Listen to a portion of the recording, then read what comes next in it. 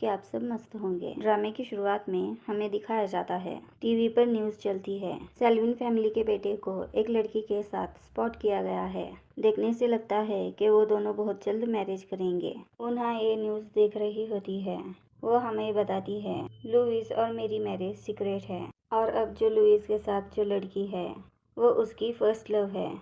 उनसे रिपोर्टर्स तरह तरह के सवाल कर रहे होते हैं। लुइस उसे उनसे बचाता है और वो उन्हा को कॉल मिलाता है। वो उन्हा को कहता है तुम बड़े टावर के पास हमें लेने आओ। उन्हा भी लुइस की बातों को मान जाती है और उसे रिसीव करने के लिए जाती है। कार में बैठने के बाद वो लड़की लुइस से चिपकने लगती है जो कि हमारी उन्हा को पसंद नहीं आता। वो लड़की लुइस से कहती है तुम्हारी लेडी ड्राइवर तो काफ़ी गॉर्जियस है। उन्हा कहती है लेकिन मैं आप जितनी गॉर्जियस नहीं। लुइस उन्हा को लगातार देखने लगता है।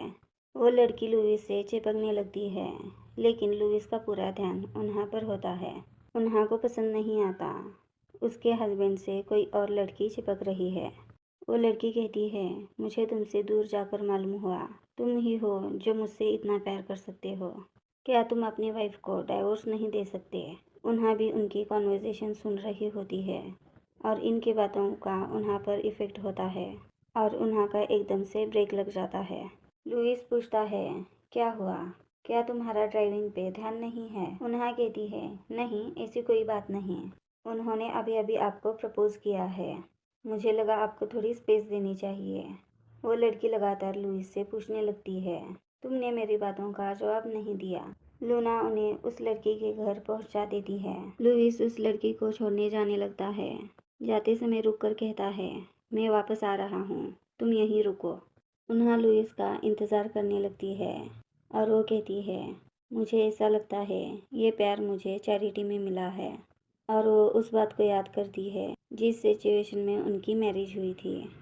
हमें उनके पास्ट का सीन दिखाया जाता है। वो लड़की लुइस से कहती है मैं किसी और लड़के के लिए फॉल कर चुकी हूँ। जहाँ वो लड़की लुइस से ब्रेकअप कर रही थी और वो लड़की वहाँ से चली जाती है। हमारी उन्हा भी वहीं मौजूद होती है। वो वहाँ से जाने लगती है। लुइस उन्हा को देख लेता है और वो उन्हा के पास जाता है। वो उससे कहता है तुमने तो अब सब सुन ही लिया है, क्या तुम उससे मैरिज करोगी। तुम जो चाहो वो मैं दूंगा जब तक तुम मेरे साथ रहोगी। तुम्हें मेरे साथ सिर्फ ओबीडियंट बनकर रहना है। लुइस उस वक्त बहुत ही ब्रेकडाउन होता है और वो उन्हा को करीब करके किस करता है। उन्हा उस वक्त बहुत ही हैरान होती है। उन्हा अपने वेडिंग रिंग को देखते हुए सोचती है पिछले 4 सालों से मैं लुइस की वेल बिहेव वाइफ बनकर रह रही हूँ। लुइस उसके एक्स गर्लफ्रेंड को छोड़कर आता है। उन्हा कहती है अब तुम हमारी मैरिज को कब ऑफिशियल करने वाले हो। लुइस उन्हा को कार की तरफ टैप करते हुए कहता है चलो अभी ऑफिशियल बनाते हैं। और वो उन्हा को अपनी गोद में उठाता है और उसे कार पर लेटा देता है। उन्हा पूछने लगती है तुम ये क्या कर रहे हो। लुइस कहता है तुम ही तो कह रही थी।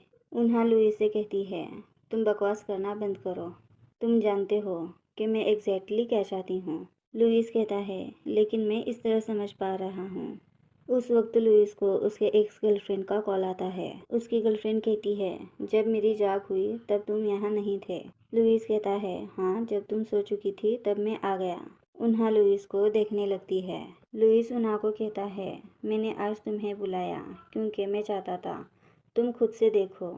लेकिन उस वक्त लुइस की बात बीच में कट हो जाती है। उन्हा के फ़ोन पर किसका कॉल आता है। उन्हा जब कॉल अटेंड करती है वो उनके ग्रैंडफादर का होता है। कॉल एंड होने के बाद उन्हा कहती है ग्रैंडपा कह रहे हैं हमें इस वक्त फैमिली मेंशन जाना है। वो दोनों जब फैमिली मेंशन जाते हैं ग्रैंडपा लुइस पर बहुत ही गुस्सा हो चुके होते हैं। ग्रैंडपा लुइस पर चिल्लाते हुए कहते हैं तुम दोनों की ऑलमोस्ट मैरिज होने वाली थी लेकिन वो लड़की भाग गई। उसकी वजह से हमारी फैमिली को कितनी शर्मिंदगी का सामना करना पड़ा और अब तुम उस लड़की के साथ हो। क्या तुमने पुरानी मिस्टेक से अब तक कुछ सीखा नहीं है और तुम हमारी उन्हा के साथ ऐसा कर भी कैसे सकते हो। और वो लुइस पर लाठी उठाते हैं। उन्हा बात को संभालते हुए कहती है ग्रैंडपा लुइस तो उस लड़की से एक्सीडेंटली मिला था। लुइस जब एक्सप्लेन करने की कोशिश करता है तो ग्रैंडपा उसे चिल्लाकर चुप बिठा देते हैं। ग्रैंडपा लुइस को धमकाते हुए कहते हैं देखो लुइस समझ जाओ, मेरे होते हुए तो सेल्विन इस घर में नहीं आ सकती। लुइस कहता है समझ गया ग्रैंडपा।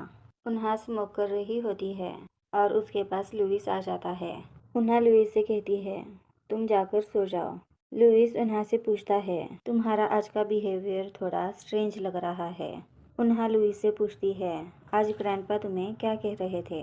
लुइस उन्हा से सिगरेट लेकर स्मोक करता है और वो उन्हा के करीब जाते हुए कहता है, ग्रैंडपा चाहते हैं हम दोनों का एक बेबी हो। और वो उन्हा से फिजिकल होने की कोशिश करता है, जहाँ उन्हा उसे बीच में रोक देती है और उसे कहती है, मत भूलो अब सेल्विन वापस आ चुकी है। लुइस उन्हा से कहता है, हमारा बच्चा प्लान करना सेल्विन से रिलेटेड नहीं है। उन्हा कहती है, एक दिन अचानक तुम मुझे उसके लिए डाइवोर्स दे दोगे। लुइस कहता है, एटलीस्ट तुम अभी भी मेरी वाइफ हो। लुइस उन्हा के करीब जाने लगता है और वो फिजिकल होने वाला होता है। उस वक्त उन्हा कहती है, चलो डाइवोर्स ले लेते हैं। उस वक्त लुइस उन्हा की बातों को सीरियसली नहीं लेता और वो उन्हा को अपनी तरफ अट्रैक्ट करने लगता है। उन्हा उसे देखकर सोचती है, इन 4 सालों के मैरिज में तुम्हें ये भी मालूम नहीं कि मेरा फेवरेट कलर कौन सा है।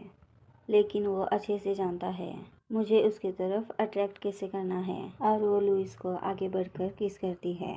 वो बताती है वो लुइस में किस तरह खो जाती है। वो कहती है, अब वक्त आ चुका है इस रिलेशनशिप को गुड बाय कहने का। और वो दोनों उस वक्त फिजिकल हो जाते हैं। दूसरे दिन उन्हा ऑफिस के काम में बिजी होती है। उसे बताया जाता है कि उससे मिलने के लिए कोई आया है। उन्हा पूछती है, वो कौन है। वो लड़की कहती है, वो अपना नाम सेल्विन बता रही थी। उन्हा जाकर सेल्विन से मिलती है। सेल्विन उन्हा को पहले से ही जानती होती है। वो उन्हा को देखकर कहती है, मैंने सोचा नहीं था तुम इतनी बदल चुकी होगी। मैं तुम्हें हमेशा से जानती हूँ। अगर तुम ग्लास सैंडल पहन भी लो तो तुम सिंड्रेला नहीं बन जाओगी। उन्हा सेल्विन से पूछती है, तुम्हारा हो गया? अगर तुम्हें और कुछ नहीं कहना तो मैं चलती हूँ। उन्हा जब उसे अवॉइड करके जाने लगती है तो वो लड़की कहती है, तुमने लुइस को मुझसे चुराया है। अब तो तुम इन सालों में जान चुकी होगी कि लुइस किससे मोहब्बत करता है। सेल्विन कहती है, अगर तुम स्मार्ट हो तो लुइस से डाइवोर्स ले लोगी। और उसे कहती है, तुम्हें जो भी लुइस का है उसे देकर जाना होगा। और वो उसके पास फाइल फेंकती है जिसमें रियल एस्टेट इन्वेस्टमेंट और व्हीकल्स भी है जो तुम्हें लुइस को छोड़कर जाना है। तुम मुझे कॉम्पनसेट करना ओ करती हो इमोशनल डैमेज, वो भी 10 मिलियन। सेल्विन की इतनी बकवास बातों को सुनकर उन्हा हंसने लगती है और वो बताती है, डाइवोर्स के बीच की बातें मेरी और लुइस की हैं। अगर वो खुद से कहता है तो मैं इसके बारे में सोचूंगी। और तुम्हें लगता क्या है कि तुम कौन हो? तुम्हें क्या लगता है तुम्हारे पास राइट है ये सब कहने का? और तुम मुझसे कॉम्पनसेशन डिमांड कर रही हो। सेल्विन की इतनी इंसल्ट हो चुकी होती है तो वो उन्हा को स्लैप करने की कोशिश करती है, जहाँ हमारी उन्हा उसका हाथ पकड़ती है और उसे जवाब देते हुए कहती है, मैं और लुइस लीगली मैरिड हैं और तुम एक अदर वुमन हो। सेल्विन वहाँ से हाथ छुड़ाकर चली जाती है। सेल्विन के जाने के बाद उन्हा को चक्कर आने लगते हैं और वो बेहोश हो जाती है। अगले सीन में हम नोआ को हॉस्पिटल में देखते हैं। उसके साथ उसकी डॉक्टर फ्रेंड मौजूद होती है। वो उन्हा को डांटने लगती है, तुम प्रेग्नेंट हो और तुम अपना ख्याल भी नहीं रखती। उन्हा को मालूम नहीं होता तो वो पूछती है, क्या मैं सच में प्रेग्नेंट हूँ? उसकी फ्रेंड कहती है, क्यों तुम्हें पता नहीं? तुम ऑलरेडी 2 मंथ्स प्रेग्नेंट हो। उन्हा की फ्रेंड कहती है, तो फिर इसके बारे में लुइस भी नहीं जानता होगा। उन्हा कहती है, उसे बताने की कोई ज़रूरत नहीं। अब लुइस की एक्स गर्लफ्रेंड सेल्विन वापस आ चुकी है। उन्हा की फ्रेंड जानकर गुस्सा होती है कि उन्हा का हस्बैंड उस लड़की के साथ घूम रहा है। उन्हा उसे शांत कराती है और कहती है, एक मैरिज में 2 लोगों का कंट्रीब्यूशन ज़रूरी होता है। उन दोनों की बातें चल रही होती है और वहाँ से लुइस आ जाता है। वो उन्हा से कहता है, मुझे सेल्विन ने बताया कि तुम हॉस्पिटल में हो और बताओ तुम सेल्विन से मिलने के लिए अकेली क्यों गई थी और मुझे बताया भी नहीं। उन्हा की फ्रेंड कहती है, तुम्हें थोड़ी शर्म भी है? तुम कब से अदर वुमन के बारे में बात कर रहे हो? वो लुइस को बताने ही वाली होती है उन्हा प्रेग्नेंट है। उन्हा उसे बात में रोक लेती है। उन्हा अपने फ्रेंड एलेक्स से कहती है, जाओ तुम डॉक्टर से पूछो मैं कब डिस्चार्ज ले सकती हूँ। लुइस उन्हा से पूछने लगता है, तुम तो मॉर्निंग में ठीक ठाक थी और तुम्हें अब क्या हुआ है? उन्हा कहती है, वो मेरा थोड़ा स्टमक अपसेट था, इस वजह से मैं हॉस्पिटल में थी, बाकी और कोई बात नहीं है। लुइस उन्हा के लिए परेशान हो जाता है और वो उससे पूछने लगता है, अब बताओ तुम्हें कैसा लग रहा है? उन्हा कहती है, अब मैं ठीक हूँ। बताओ अब हम डाइवोर्स कब ले रहे हैं। लुइस डाइवोर्स का सुनकर कहता है, लेकिन मैंने कब कहा कि मैं डाइवोर्स देना चाहता हूँ। वो उन्हा पर नाराज होने लगता है तो उन्हा कहती है मैं तो सेल्विन के लिए थोड़ा वरीड थी और तुम ज़्यादा परेशान मत हो, मैं तुम्हारा ज़्यादा टाइम नहीं लूँगी। बताओ तुम कब फ्री हो, तब हम कोर्ट जाएंगे। उन दोनों की बातें चल रही होती है। उस वक्त लुइस को सेल्विन का कॉल आ जाता है। लुइस सेल्विन का कॉल देखकर उन्हा से कहता है, चलो अब हम डिवोर्स के बारे में बाद में बात करते हैं, अब तुम सिर्फ रेस्ट करो। वो उन्हा से कहता है, मैं जाकर ये कॉल अटेंड करता हूँ। लुइस उन्हा से पूछता है, तुम सुबह में तो ठीक थी। उन्हा मुस्कुराते हुए कहती है, अरे वो कोई बात नहीं, वो मुझे स्टमक को लेकर इशू था इसलिए मैं हॉस्पिटल आई थी। लुइस पूछता है, अब तुम कैसी हो, तुम्हें कैसा फील हो रहा है। उन्हा कहती है, अब मैं ठीक हूँ, चलो हम डाइवोर्स ले लेते हैं। लुइस कहता है, लेकिन मैंने तुम्हें कब कहा कि मुझे डाइवोर्स चाहिए। उन्हा कहती है, मुझे तो सिर्फ सेल्विन की फिक्र थी और डोंट वरी, मैं तुम्हारा ज़्यादा टाइम नहीं लूँगी, तुम कब फ्री हो मुझे बता देना, तब हम लोग कोर्ट चलते हैं। लुइस उन्हा को एक्सप्लेन करने वाला होता है, लेकिन उस वक्त सेल्विन का कॉल आता है। उन्हा सेल्विन के कॉल को देखकर थोड़ी अपसेट हो जाती है। लुइस उसे कहता है, इसके बारे में हम बाद में बात करते हैं, तुम पहले रिकवर हो जाओ। एलेक्स उन्हा को लेकर घर जा रही होती है और वो कहती है, तुम्हारा हस्बैंड कैसा है, तुम्हें लेने तक नहीं आया। उन्हा कहती है, छोड़ो, मैंने ऑलरेडी तय किया है, मुझे लुइस से डाइवोर्स लेना है, इसकी वजह से वो कुछ भी करे मुझे फ़र्क नहीं पड़ता। एलेक्स कहती है, तुम कुछ भी डिसीजन लो, उसमें मैं तुम्हारा साथ दूंगी। चलते हुए एलेक्स को सेल्विन दिखती है। एलेक्स को सेल्विन पर गुस्सा होता है, इसलिए वो उसके पास जाती है और वो सेल्विन से कहती है, क्या कोइंसिडेंस है किसी और के घरों को तोड़ने वाली। सेल्विन चौंक जाती है और उसे पूछती है, बताओ तुम कौन हो। सेल्विन उन्हा को देखकर समझ जाती है तो कहती है, अच्छा तो ये तुम हो, तुम तो मेरी ही स्टैंड इन हो, क्या तुम मुझसे बात भी नहीं कर सकती, जो बात करने के लिए तुम इस बेवकूफ़ लड़की को लाई हो। एलेक्स गुस्सा हो जाती है और कहती है, देखो कौन कह रहा है। उन्हा एलेक्स को शांत करते हुए कहती है, हमें अपना टाइम यहाँ वेस्ट नहीं करना चाहिए, चलो हम चलते हैं। वो दोनों जाने लगते हैं तो उनके पीछे सेल्विन आने लगती है। सेल्विन एलेक्स का हाथ पकड़ते हुए कहती है, तुमने क्या कहा, वापस तो दोहराना। सेल्विन देखती है कि उधर से लुइस आ रहा है और वो ड्रामा करते हुए गिर जाती है, जिसे देखकर लुइस भागता हुआ आता है और वो सेल्विन से पूछता है, तुम ठीक तो हो। सेल्विन ड्रामा करते हुए कहती है, मुझे बहुत दर्द हो रहा है। एलेक्स लुइस को एक्सप्लेन करते हुए कहती है, ये सेल्विन झूठ बोल रही है।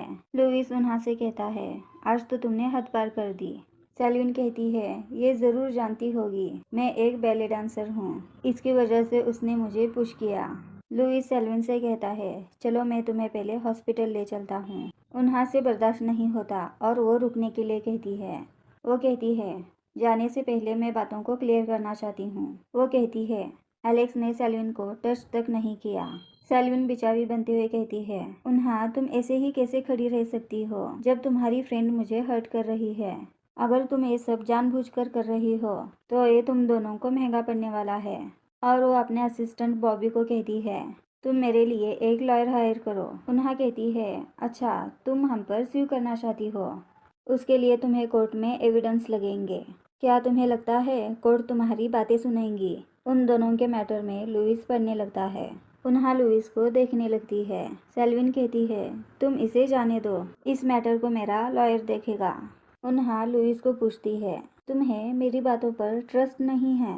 लुइस उन्हा से कहता है, तुम इस वक्त के लिए घर चली जाओ। और वो सेल्विन को लेकर हॉस्पिटल के लिए चला जाता है। एलेक्स बहुत ही मासूम सी होती है। वो उन्हा से कहती है, देखो तुम मेरे लिए लुइस से बेग मत करना, ज़्यादा से ज़्यादा क्या होगा, मैं जेल चली जाऊंगी। उन्हा एलेक्स से कहती है, मैं तुम्हें जेल जाने नहीं दूंगी। उन्हा दुखी होने लगती है। जिस इंसान के साथ उसने 4 साल बिता दिए, उस इंसान को थोड़ा सा भी भरोसा नहीं है। रात के समय लुइस स्मोक कर रहा होता है और उस वक्त वहाँ उन्हा आ जाती है। लुइस उन्हा को देखकर कहता है, मैंने तुमसे कहा था तुम पहले घर चली जाओ, बताओ तुम कहाँ गई थी। उन्हा लुइस से कहती है, क्या तुम मुझे इंटरोगेट कर रहे हो। लुइस उन्हा से कहता है, मैं आजकल देख रहा हूँ तुम बहुत ही शॉर्ट टेम्पर हो रही हो।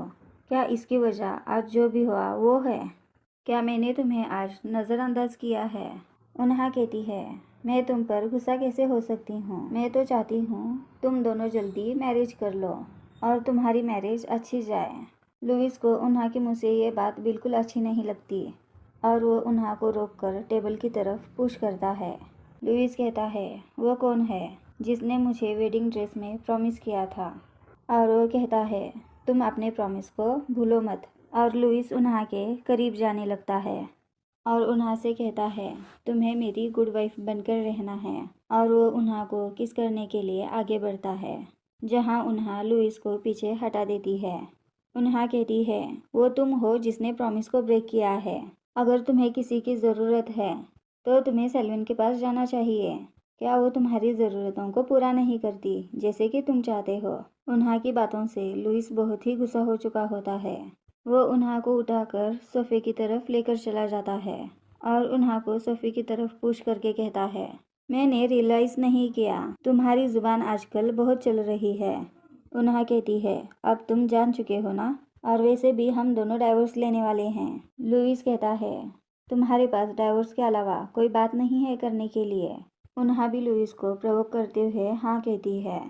इससे लुइस काफ़ी गुस्सा हो जाता है और वो उन्हा को फोर्सफुली किस करने लगता है। उन्हा लुइस को मना करने लगती है, लेकिन लुइस उन्हा की कोई बात नहीं मानता।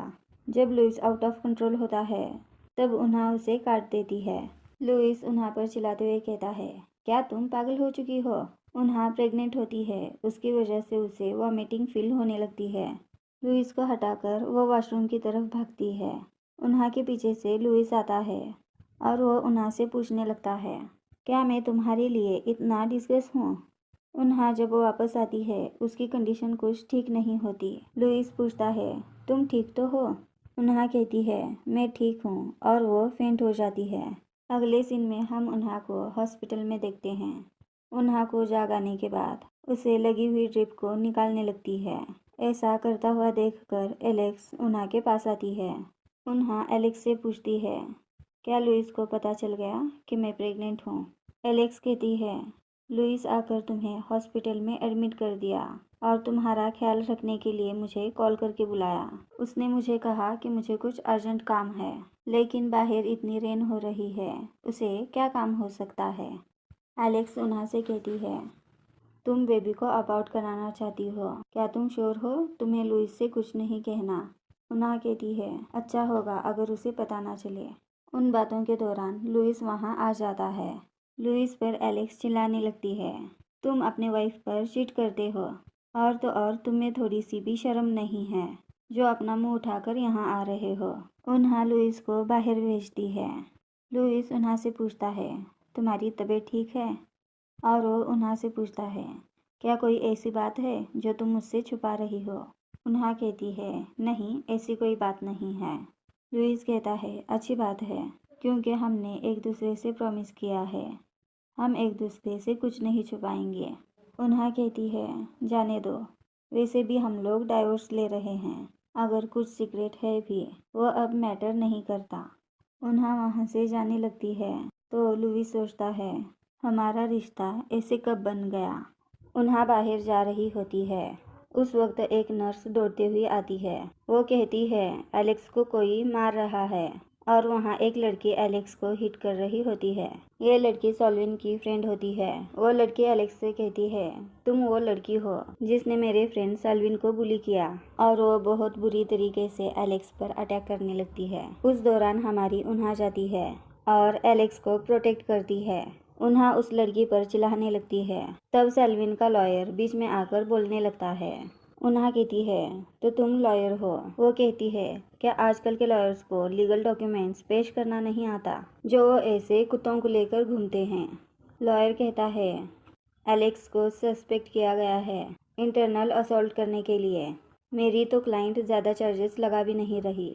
लॉयर कहता है, फिजिकल इंजरी के साथ साथ इमोशनल डैमेज और मेंटल डिस्ट्रेस भी है, जिसका टोटल कॉस्ट 50 मिलियन है। 50 मिलियन का सुनकर एलेक्स को तो शौक ही लग जाता है। एलेक्स बेचारी बहुत ही टेंशन में आ जाती है, लेकिन उन्हा लॉयर को जवाब देते हुए कहती है, हम तुम्हारी लीगल नोटिस एक्सेप्ट नहीं कर रहे। चलो अब मुलाकात कोर्ट में होगी। इतना होने के बाद वो लॉयर और लड़की जाने लगते हैं। हमारी उन्हा उसे ऐसे कैसे छोड़ती, तो वो उसे जाकर एक दो लाफे लगा देती है और वो उस लड़की के बालों को नोचती है। लुइस की नज़र उन्हा पर पड़ती है, जहाँ वो देखता है उन्हा किसी को हिट कर रही है। उन्हा एलेक्स से पूछती है, इस लड़की ने तुम्हें 4 बार हिट किया है ना? मैं अभी से सूद समेत वापस करती हूँ। एलेक्स का असिस्टेंट पूछता है, क्या मैं जाकर इस मैटर को देख लूँ? लुइस कहता है, नहीं, वो खुद संभाल लेगी। लुइस को कहीं ना कहीं अपने वाइफ को इतना डेयरिंग देखकर खुशी होती है। उन्हा भी उस लड़की पर क्या जमकर हाथ साफ करती है और वो लड़की अपनी इतनी पिटाई होने के बाद वो भाग ही जाती है। उन्हा यहाँ अपने फ्रेंड के लिए स्टैंड लेकर बहुत ही खुश होती है, लेकिन कुछ ही देर में उन्हा के पेट में बहुत ही दर्द होना स्टार्ट होता है।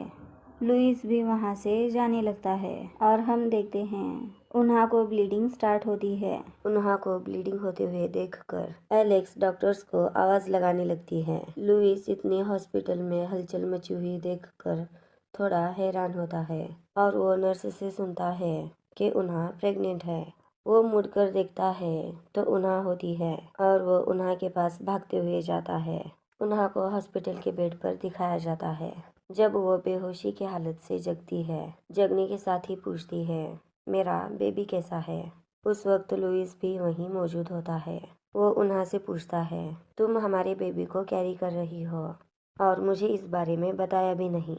उन्हा कहती है, ये मेरा बच्चा है और अब मेरा बेबी कैसा है? लुइस कहता है, तुम ड्रामा क्यों कर रही हो? क्या तुमने खुद अबॉर्शन के पेपर्स नहीं साइन किए थे? तुम इस बेबी को अबॉर्ट कराना चाहती थी। और वो उन्हा पर गुस्सा होते हुए कहता है, बताओ तुम्हें किसने राइट दिया कि तुम अकेले डिसाइड कर सकती हो कि तुम्हें बेबी चाहिए या नहीं? उन्हा भी कहती है, ये मेरी चॉइस होगी बेबी को रखना है या नहीं, और वैसे भी हम दोनों डाइवोर्स ले रहे हैं, हमारा रिलेशनशिप यहीं तक का था। लुइस भी कहता है, भले ही हमारा रिलेशनशिप एंड हो रहा है, लेकिन ये ख़त्म होगा मेरे टर्म्स पर। और गुस्से में लुइस वहाँ से चला जाता है। उस वक्त उन्हा की फ्रेंड एलेक्स वहाँ आ जाती है। एलेक्स के आने के बाद उन्हा एलेक्स से पूछने लगती है, क्या सच में मेरा बेबी अब नहीं रहा? एलेक्स इधर उधर देखकर बताती है, उन्हा अपसेट मत हो, बेबी बिल्कुल ठीक है। उन्हा को यकीन नहीं होता और वो वापस से पूछने लगती है, तुमने क्या कहा? एलेक्स उसे वापस बताते हुए कहती है, हाँ तुमने सही सुना, बेबी बिल्कुल ठीक है, लेकिन अब तुम क्या करने वाली हो? प्रेगनेंसी एक ऐसी चीज़ है जिसे तुम छुपा नहीं सकती। उन्हा कहती है, मैं कल ही लुइस के अपार्टमेंट से शिफ्ट हो जाऊंगी। दूसरी तरफ हमारा लुइस अपने बेबी को खोकर बहुत ही दुखी होता है। वो खुद से कहता है, उन्हा क्या सच में तुम हमारी बेबी को नहीं चाहती? सीन शिफ्ट होता है और हम लुइस के फ्रेंड सेल्विन को देखते हैं। सेल्विन गुस्से में बड़बड़ाती हुई लुइस के पास आती है और वो लुइस से कहती है, आज उन्होंने तो हद ही कर दी, उसने मेरे फ्रेंड के कंपनी को बंद करवा दिया है। तुम्हें पता लगाना चाहिए उन्हा के साथ कौन है जो इन सब में उसकी मदद कर रहा है। लुइस कहता है, उसकी ज़रूरत नहीं, वो मैं हूँ। सेल्विन के तो होश ही उड़ जाते हैं और लुइस उसे फुटेज दिखाता है जिसमें वो खुद से ही गिर जाती है। सेल्विन लुइस से कहती है, क्या तुम मुझ पर इन्वेस्टिगेट करा रहे हो, और वो भी सिर्फ उन्हा के लिए? क्या तुम हमारे बीच में जो भी है उसे भूल चुके हो? लुइस कहता है, वो बातें पास्ट में थी, उन बातों का आज से कुछ भी लेना देना नहीं है। और वो कुछ फाइल्स को सेल्विन की तरफ फेंकता है। उससे कहता है, तुम तुम्हारे डैड को कन्विंस करोगी कि वो हमारी कंपनी के साथ जो भी डील्स है उन डील्स को वो खुद से वापस ले ले। बताओ, अगर तुम ऐसा नहीं कर सकती तो इसके लिए मैं अपने तरीके यूज़ करूँगा जो तुम्हारे लिए बिल्कुल भी ठीक नहीं हो सकते। सेल्विन लुइस के पास जाती है और कहती है, क्या ये सब करना ज़रूरी है? लुइस गुस्से में कहता है, उन्हा का तुम्हारी वजह से मिसकैरेज हो चुका है। सेल्विन को ये सुनकर बिल्कुल भी अच्छा नहीं लगता। वो कहती है, उन्होंने ज़रूर लुइस को सेड्यूस किया होगा। लुइस सेल्विन को वार्न करते हुए कहता है, तुम आगे से इस तरह के फ्रेंड मत बनाओ। सेल्विन कहती है, हाँ ये मेरी वजह से हुआ है, मैं उन्हा से जाकर माफ़ी मांग लूँगी। इस बात से लुइस बहुत ही गुस्सा हो जाता है और वो सेल्विन से कहता है, क्या इतना काफ़ी होगा? और वो उसे वार्न करते हुए कहता है, उन्हा मेरी वाइफ है और उसका हस्बैंड होने के नाते उन्हा को प्रोटेक्ट करना मेरी ड्यूटी है और मैं नहीं चाहता ऐसा वापस हो। सेल्विन वहाँ से चली जाती है और लुइस का मैनेजर वहाँ आ जाता है और वो लुइस को कहता है आपके वाइफ ने ये भेजा है। लुइस जब बॉक्स खोलकर देखता है उसमें डाइवोर्स एग्रीमेंट और वेडिंग रिंग मौजूद होती है। वो रिंग देखते हुए कहता है उन्हा तुम मुझसे डाइवोर्स लेने के लिए इतनी डिस्परेट हो और तुम मुझसे दूर जाना चाहती हो। सेल्विन को हॉस्पिटल में दिखाया जाता है। वो खुद से कहती है तुम और लुइस डाइवोर्स लेने ही वाले हो और उसके बाद मैं और लुइस साथ में हो जाएंगे। उस वक्त वो उन्हा के डोर के बाहर खड़ी होती है। वो सुनती है जब उन्हा कहती है बेबी ने अभी अभी किक किया। इस तरह सेल्विन को पता चलता है कि उन्हा का बेबी अभी सही सलामत है। वो उन्हा को देखकर कहती है उन्हा मैं इस बेबी को इस दुनिया में आने नहीं दूंगी और वो किसी को कॉल मिलाती है। अगले सीन में हम देखते हैं एक लड़का उन्हा को कहता है हमने आपके सामान को ऊपर शिफ्ट कर दिया है। वो शिफ्टिंग के बाद बहुत ही खुश होती है और वो बेबी से बातें करते हुए कहती है बेबी ये अपना घर है। और उस वक्त एक लड़का उन्हा की तरफ बाइक लेकर आता है। वो बाइक उन्हा को टकराने ही वाली होती है। उस वक्त थैंकफुली लुइस आकर उसे बचाता है। उन्हा पहले अपने बेबी को चेक करती है। उस वक्त लुइस को खुद को लगी होती है लेकिन उसे उन्हा की फिक्र होती है। वो उन्हा को पूछने लगता है तुम ठीक तो हो, कहीं तुम्हें लगी तो नहीं। उन्हा लुइस को देखकर कहती है लुइस तुम्हें सर पर लगी है। इसके बाद हम लुइस को कॉल पर बात करते हुए देखते हैं। वो अपने आदमी को इस एक्सीडेंट के बारे में इन्वेस्टिगेट करने के लिए कहता है और वहाँ कुछ देर में उन्हा आती है। उन्हा वहीं खड़ी होती है तो उसे देखकर लुइस कहता है तुम उतने दूर से मुझे मेडिसिन नहीं लगा पाओगी। उन्हा लुइस के लिए मेडिसिन लेकर आती है और वो बड़े केयरफुली लुइस को अप्लाई करती है और लुइस उन्हा को प्यार से देखने लगता है और वो रोमांटिकली उन्हा की तरफ किस के लिए बढ़ने लगता है जहाँ उन्हा उसके जख्म को जोर से प्रेस करती है और वो लुइस से कहती है तुम्हें इस वक्त मूव नहीं होना चाहिए। उसके बाद उन्हा उसे बैंडेज लगा देती है। उन्हा जब बैंडेज लगाकर जाने लगती है लुइस उन्हा को खींचकर अपने पास कर लेता है और वो फिर भी जाने की कोशिश करती है। तब उसे वेडिंग रिंग दिखाते हुए कहता है मैं इस रिंग को उसके राइटफुल ओनर को दे रहा हूँ। उन्हा कहती है ये रिंग मुझसे बिलोंग नहीं करती, इस रिंग को सेल्विन के पास होना चाहिए। वो जाने लगती है तो लुइस उसे वापस रोकता है और वो उन्हा से कहता है क्या तुम इस बात को जाने नहीं दे सकती। तुम जानती हो ऐसा कोई तरीका नहीं है जिससे मैं अपने पास्ट को मिटा सकता हूँ और मैं सडनली उससे सारे रिलेशन तोड़ भी नहीं सकता। उन्हा कहती है लुइस तुम इस वक्त समझ नहीं पा रहे हो। इन सालों में तुम्हारे आसपास कोई और लड़कियां रहती थी लेकिन तुम्हारे लिए सेल्विन उन सबसे अलग है। लुइस कहता है फिर क्या तुम मुझसे डाइवोर्स चाहती हो, लेकिन मैं तुम्हें डाइवोर्स नहीं देने वाला। उन्हा लुइस से अपना हाथ छुड़ाकर कहती है मैरिज के 2 साल बाद कोर्ट से डाइवोर्स ले सकते हैं। उन्हा सारी दवाई समेटने लगती है। उस वक्त तो लुइस उससे कहता है कल मंडे से तुम जॉब पर आ जाना। उन्हा कहती है मैंने रिजाइन दे दिया है। लुइस भी कह देता है लेकिन मैंने उसे अब तक अप्रूव नहीं किया है। उन्हा लुइस से कहती है क्या मैं इसे धमकी समझूं।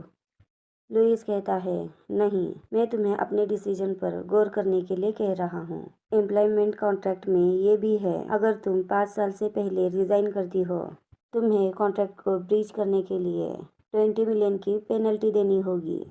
मैं तो बस तुम्हें याद दिला रहा था, कल के दिन तुम्हें 4 साल इस कंपनी में पूरे होंगे। ये बात सुनकर उन्हा उस पर बहुत ही गुस्सा हो जाती है लेकिन लुइस उसे रिंग पहना देता है। लुइस उन्हा से कहता है कोई बात नहीं, अब तो 1 ही साल बचा है। दूसरे दिन लुइस ऑफिस आता है और वो देखता है उन्हा की चेयर खाली है। उन्हा उस वक्त आई नहीं होती है। वो उन्हा के कलीग से पूछता है अभी 10:30 हो रहे हैं, अब तक उन्हा आई क्यों नहीं। उन्हा की कलीग बताती है उन्हा ने इस डिपार्टमेंट से ट्रांसफ़र ले लिया है, अब वो सेल्स डिपार्टमेंट में है। सेल्विन कहता है लेकिन क्लाइंट को मनाने के लिए ड्रिंक भी करना पड़ता है। उन्हा की कलीग कहती है हाँ सर आपने सही कहा, शायद उन्हा मैडम को पैसों की ज़रूरत है। वो बता रही थी उनके हस्बैंड बीमार और पैरालाइज हैं। बेचारा लुइस सोच में पड़ जाता है उन्हा का हस्बैंड यानी मैं पैरालाइज कब से हो गया और वो इस बात से बहुत ही नाराज हो जाता है। और लुइस पता करता है उन्हा क्लाइंट के मीटिंग के लिए कहाँ गई है। सीन शिफ्ट होता है और उन्हा को एक आदमी के साथ दिखाया जाता है। वो उन्हा को बताता है आपको इस अपॉर्चुनिटी का इस्तेमाल करना है कंपनी के डील के लिए। उन्हा अंदर एंटर होने के बाद देखती है कि वहाँ सेल्विन मौजूद होती है। उन्हा के साथ जो कंपनी में का इंसान होता है वो कहता है, उन्हा इनसे मिलो, ये सेल्विन है। और उसे उन्हा को देखकर लगता है कि ये दोनों आपस में जानते हैं। तो वो कहता है, शायद आपको इंट्रोडक्शन की ज़रूरत नहीं है। सेल्विन उन्हा से कहती है, मेरे आने के 4 दिन बाद ही तुम कंपनी में डिमोटेड हो गई। उन्हा सेल्विन के भद्दे सवाल पर हंसने लगती है। वो कंपनी वाला जो कलीग होता है वो उन्हा से कहता है, तुमसे सेल्विन मैम कुछ पूछ रही है तो तुम्हें जवाब देना चाहिए। सेल्विन कहती है, छोड़ो, इसे जाने दो, इसके लिए एक एम्बेरसिंग बात है। लेकिन उन्हा यहाँ लेट आई है, उसके लिए पेनल्टी के तौर पर उसे ड्रिंक करना ही होगा। उन्हा बहुत ही एक स्मार्ट गर्ल होती है। उसे अच्छे से मालूम होता है कि सेल्विन कैसी गर्ल है। तो वो सेल्विन को कहती है, वो क्या है, मेरा हस्बैंड मुझे ड्रिंक करने नहीं देता। उन्हा का कलीग हैरान होकर पूछता है, क्या कहा, तुम मैरिड हो? क्योंकि उन लोगों ने उन्हा को दूसरे पर्पज़ के लिए लाया होता है। उन्हा स्मार्टली सिचुएशन को हैंडल करते हुए कहती है, क्या आपको मालूम नहीं, मैं मैरिड वूमन हूँ। वो तो मैं रिंग पहनती नहीं क्योंकि बहुत वैल्यूएबल है। और वो सेल्विन के सामने पूछती है, क्या तुम्हें मालूम नहीं मेरा हस्बैंड कौन है? उन्हा जब अपने हस्बैंड का नाम बताने के लिए आगे बढ़ती है तब सेल्विन उसे रोक देती है। उन्हा ये देखकर मुस्कुराने लगती है। सेल्विन के साथ जो क्लाइंट आया होता है वो कहता है, जो डायमंड तुमने पहना हुआ है वो बहुत सस्ता है। उन्हा कहती है, जी हाँ, आपने सही कहा, डायमंड की प्राइस मेरे लिए मायने नहीं रखती क्योंकि मेरा हस्बैंड मुझसे बहुत प्यार करता है। उन्हा की बातों से सेल्विन बहुत ही जल बुन जाती है और वो उन्हा से कहती है, तुमने बहुत बातें कर ली, तुम्हें बस यहाँ नॉर्दन अंकल को खुश रखना है। वो जो नॉर्दन होता है वो कहता है, हाँ सेल्विन, तुमने सही कहा। और वो उन्हा को ड्रिंक ऑफर करता है और उन्हा से कहता है, अगर तुमने मुझे हैप्पी कर दिया मैं वो सब कुछ करूँगा जो तुम चाहो। और उन्हा पीछे हटती है। नॉर्दन के इस हरकत पर उन्हा को बहुत ही गुस्सा आता है, लेकिन वो गुस्से को कंट्रोल करती हुई मुस्कुराते कहती है, सॉरी मिस्टर नॉर्दन, मैं सच में ड्रिंक नहीं कर सकती और मैं आपको सबके सामने इस तरह ऑफर एक टी टेबल पर पड़ती है। और वो कहती है, कैसा होगा मैं वाइन के बदले टी के साथ आपके साथ टोस्ट करूँ। सेल्विन उस वक्त उन्हा के कलीग को इशारा करती है वाइन का गिलास लाने के लिए। उन्हा का कलीग वाइन के गिलास को फिल करता है। उन्हा जब टी कप से टॉस करने जाती है तब वो उन्हा के हाथ से टी कप को ले लेता है और उन्हा को वाइन का गिलास पकड़ा देता है। उन्हा बहुत ही सख्त लहजे में कहती है, क्या तुमने सुना नहीं, मैंने कहा मैं ड्रिंक नहीं करूँगी। और उन्हा वाइन के ग्लास को नीचे रख देती है। सेल्विन कहती है, मिस्टर नॉर्दन ने तुम्हें ड्रिंक ऑफर की है, क्या तुम उनके रिस्पेक्ट में ड्रिंक नहीं ले सकती? अगर तुम ड्रिंक नहीं लोगी तो मान लिया जाएगा कि तुम्हें मिस्टर नॉर्दन के साथ बिजनेस नहीं करना है। मिस्टर नॉर्दन सेल्विन की बातों को ईगो पर ले लेता है और वो फोर्सफुली उन्हा को ड्रिंक कराने की कोशिश करता है। नॉर्दन उन्हा के साथ मिसबिहेव करने लगता है। ये देखकर सेल्विन को बहुत अच्छा लगता है। इस वक्त मिस्टर नॉर्दन की हरकतें हद से आगे बढ़ने लगती है और उस वक्त हमारे सेकंड मिड लीड की एंट्री होती है। वो नॉर्दन को किक मारता है और हमारी उन्हा को प्रोटेक्ट करता है। हम देखते हैं वहाँ लुइस भी आया होता है। लुइस अपने वुमन को इस तरह देखकर हैरान होता है और वो जल्दी से उन्हा के पास जाता है और वो जल्दी से अपना कोट निकालकर उन्हा को दे देता है। रूसेल लुइस से कहता है, तुम एक टील के लिए कैसी हरकतें कर रहे हो? इसके पीछे सेल्विन का हाथ होता है तो वो चौंक जाती है और कहीं इस बात को लुइस नोटिस ना करे इसलिए वो लुइस के पास आकर पूछता है, तुम तो मुझे जानती हो लेकिन अब तक मैं तुम्हारा नाम भी नहीं जानता। उन्हा रूसेल को अपना नाम बताती है। उन्हा कहती है, मैं तुम्हें स्ट्रेट फॉरवर्ड बता देती हूँ, जिस तरह तुमने मुझे सेव किया सच में मुझे बहुत अच्छा लगा। रूसेल उन्हा को मक्खन लगाते हुए कहता है, कोई ब्यूटीफुल वुमन को हमारे सामने बुली करे, हम ऐसा कैसे होने दे सकते हैं? रूसेल की तरह उसकी बातें भी बहुत अच्छी होती है, इसलिए उन्हा जलस होने के अलावा कर भी कह सकता है। रूसेल उन्हा से पूछता है, क्या तुम किसी को डेट करना चाहोगी? क्या तुम मेरे साथ नाइट स्पेंड करना चाहोगी? इस वक्त लुइस कुछ कर नहीं सकता क्योंकि उन्हा की और लुइस की मैरिज एक सीक्रेट है। रूसेल कहता है, देखो मुझे किसी तरह की कोई बीमारी नहीं है। मैं बिल्कुल हेल्दी हूँ और मेरे स्किल्स भी अच्छे हैं और तुम मुझे टच करके देख सकती हो।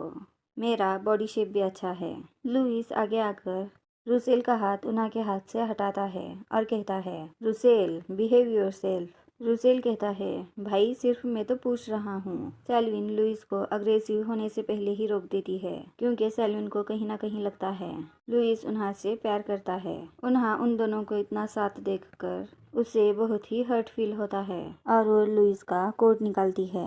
वो रुसेल से पूछती है, क्या तुम अब रिलेशनशिप में हो? रुसेल मना करता है तो उन्हा कहती है, अब तुम रिलेशनशिप में हो। उन्हा रुसेल से वापस पूछती है, क्या तुम रिलेशनशिप में हो? रुसेल कहता है, नहीं मैं रिलेशनशिप में नहीं हूँ। मैं एक गुड बॉय हूँ क्योंकि सेम टाइम पर मैं 2 रिलेशनशिप नहीं बनाता। उन्हा रुसेल से वापस क्वेश्चन करते हुए पूछती है, रुसेल क्या तुम्हें कोई बैड हैबिट है? रुसेल को उन्हा के सवाल कुछ अजीब लगते हैं और वो पूछता है, क्या तुम्हें मुझे मना करना है? तुम इस तरह सवाल पूछकर मेरे फोन को किसी और के साथ देखकर चिढ़ मचती है। वो पूछता है, और कुछ बाकी है? रुसेल बोलता है, तुम ऐसे क्यों पूछ रहे हो? मैं तो सिंगल हूँ। क्या मैं थोड़ा फन नहीं कर सकता? लुइस बहुत ही गुस्से से कहता है, तुम्हें फन करना है तो कोई और जगह जाकर करो। तुम उन्हा से इस तरह बात नहीं कर सकते।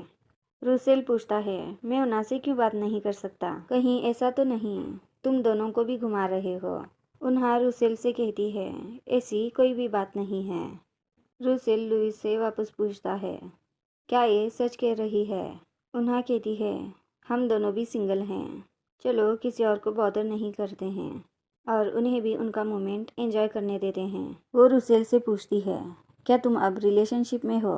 रुसेल मना करता है तो उन्हा कहती है, अब तुम रिलेशनशिप में हो। उन्हा रुसेल से वापस पूछती है, क्या तुम रिलेशनशिप में हो? रुसेल कहता है, नहीं मैं रिलेशनशिप में नहीं हूँ। मैं एक गुड बॉय हूँ क्योंकि सेम टाइम पर मैं 2 रिलेशनशिप नहीं बनाता।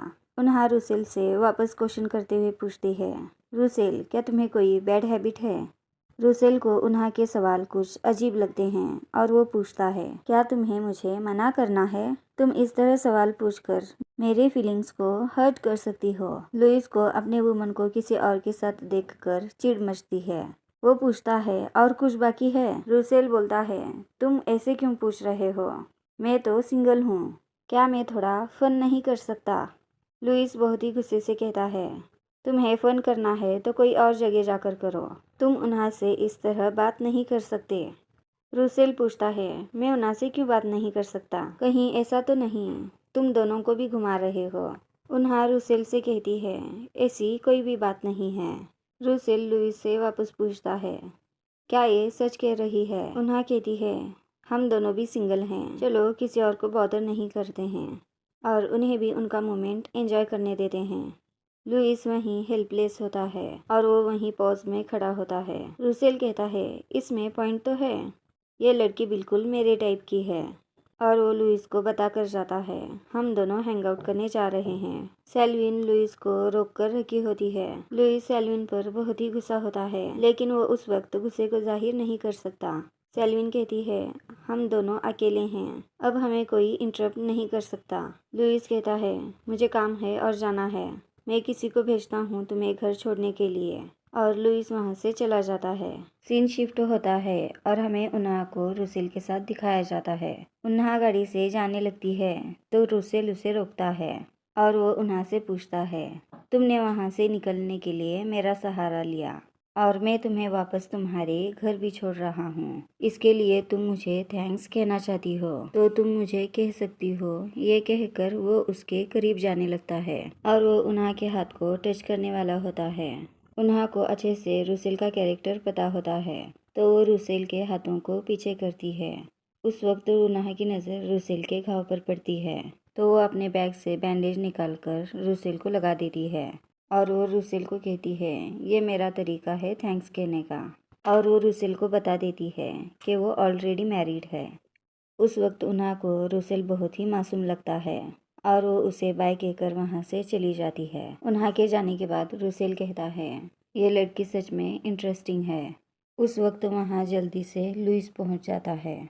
उस वक्त लुइस उन्हा पर बहुत ही गुस्सा होता है और वो आते ही उन्हा का हाथ पकड़कर वॉल की तरफ टैप करता है और उन्हा से पूछता है, तुम्हें पता भी है तुम क्या कर रही थी? उन्हा पूछती है, हाँ मैंने क्या किया है, और तुम इतने जल्दी वापस कैसे आए? सेल्विन ने तुम्हें इजीली जाने दिया। लुइस उन्हा पर गुस्सा करते हुए कहता है, क्या तुम्हारा तमाशा हो चुका है? उन्हा लुइस को पीछे हटाते हुए कहती है, यहाँ तमाशा कौन कर रहा है? उन्हा जाने लगती है तो लुइस उन्हा के हाथ को पकड़ के रोकता है और उन्हा से कहता है, क्या तुम्हें लगता है लुइस तुम्हें सीरियसली लेता होगा? वो एक बस प्ले बॉय है, उसके लिए लड़कियां तो लाइन में होती है। उन्हा कहती है, तुम रुसेल के बारे में ऐसा कह रहे हो, तुम भी उसी के जैसे सेम हो, तुम मेरे साथ पिछले 4 सालों से खेल रहे हो। उन्हा के इस जवाब से लुइस बहुत ही गुस्सा हो जाता है और वो उन्हा को समझाने की कोशिश करता है, अगर तुम अपने लिए किसी को फाइंड कर रही हो, उसके लिए तुम्हें इतनी जल्दी नहीं करनी चाहिए। रुसेल जैसा इंसान तुम्हारे लिए ठीक नहीं है। अगर तुम मुझे प्रोवोक करना चाहती हो तो सच में इसकी कोई ज़रूरत नहीं है। उन्हा लुइस पर मुस्कुराते हुए कहती है, मिस्टर लुइस को इन बातों की कब से फिक्र होने लगी, और वैसे भी हम दोनों डाइवोर्स लेने वाले हैं। उन्हा के मुंह से वापस से डाइवोर्स का नाम सुनकर लुइस गुस्सा होता है और वो उन्हा को फोर्सफुली किस करता है। लुइस के इस बर्ताव से उन्हा बहुत हर्ट होती है और वो लुइस को स्लैप मारती है और वो लुइस से कहती है, तुम्हें किसने हक दिया कि तुम मेरा इस तरह इंसल्ट कर सकते हो? अब तो सेल्विन भी वापस आ चुकी है। मैं पिछले 4 साल तुम्हारे साथ बहुत ही ओबीडिएंट बनकर रही हूँ। हमारे साथ होने की वजह सेल्विन ही है और वो अब वापस आ चुकी है। चलो अब हमारे रिश्ते को हम यहीं ख़त्म करते हैं और हम अपने अपने रास्तों पर चलते हैं। लुइस कहता है, उन्हा तुम मुझे और सेल्विन को लेकर गलत समझ रही हो। ये बात करते हुए लुइस के चेहरे पर हम साफ गुस्से को देख सकते हैं। उन्हा कहती है, तुम पजेसिव होकर मुझे कंट्रोल करना बंद करो, और वो लुइस के हाथ को अपने बाजू से हटा देती है और लुइस को अपने प्लेस से जाने के लिए कहती है और उन्हा वहाँ से चली जाती है। इस वक्त लुइस उन्हा से ज़्यादा आर्ग्यूमेंट नहीं कर सकता और वो बस जाते हुए उन्हा को देख सकता है। सीन शिफ्ट होता है और हमें लुइस के फ्रेंड्स को दिखाया जाता है। वो लोग वहाँ अल्कोहल ड्रिंक कर रहे होते हैं और लुइस रुसेल का ग्लास लेकर खुद ही ड्रिंक कर जाता है। रुसेल दूसरा ग्लास फिल करता है, उसे भी लुइस पी जाता है। उन्हा के बातों से उसका मूड कुछ ठीक नहीं होता। रुसेल जब भी अपने लिए ग्लास फिल करता है, उसे लुइस ही पी जाता है। इतनी शराब को पीते हुए देखकर उसका फ्रेंड कहता है, लुइस शराब ऐसे पी रहा है जैसे कि किसी ने उसकी गर्ल को चुरा लिया है। रुसेल कहता है, इसके बारे में तो मुझे नहीं पता। रुसेल कहता है, मुझे इन एज के आदमियों का कुछ समझ नहीं आता। उसका फ्रेंड कहता है, ये ऐसे पी रहा है जैसे इसके वाइफ ने इस पर चीट किया है। उस लड़के के बातों से लुइस बहुत ही ऑफेंड हो जाता है और वो इतना अग्रेसिव हो जाता है कि वो उसे पीटने लगता है। हमारे रुसेल को तो कुछ समझ नहीं आता, लुइस अचानक मारपीट पर क्यों उतर आया है, और कुछ देर में लुइस फेंट हो जाता है। रुसेल का जो दूसरा फ्रेंड होता है वो रुसेल से पूछता है, इसने मुझे बिना रीज़न के मारा ही क्यों? रुसेल कहता है, भाई मुझे क्या मालूम। रुसेल का फ्रेंड कहता है, अरे ये तो बेहोश हो गया, अब हम इसका क्या करेंगे, इसे कहाँ छोड़ेंगे? रुसेल कहता है, ज़रा तुम 1 मिनट रुको, और वो लुइस के जेब से फ़ोन निकालता है।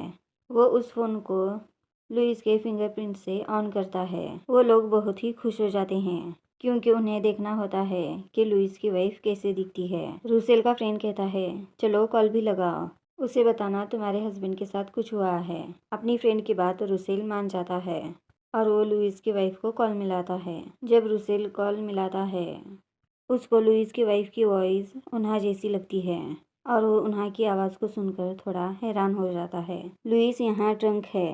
वो कहता है, मैं आपको एड्रेस सेंड करता हूँ, आप आकर यहाँ लुइस को ले जाइए। रुसेल का फ्रेंड रुसेल से पूछता है, कॉल करने के बाद तुम्हारे चेहरे का रंग क्यों उड़ा है, जैसे कि किसी ने तुम्हारे गर्ल को चुराया है? लुइस कहता है, ज़रा तुम मुझसे थोड़ी देर के लिए बात मत करना। लुइस याद करता है जब वो उन्हा के साथ फ्लर्ट कर रहा था, उस वक्त लुइस कितना गुस्से में आ चुका था।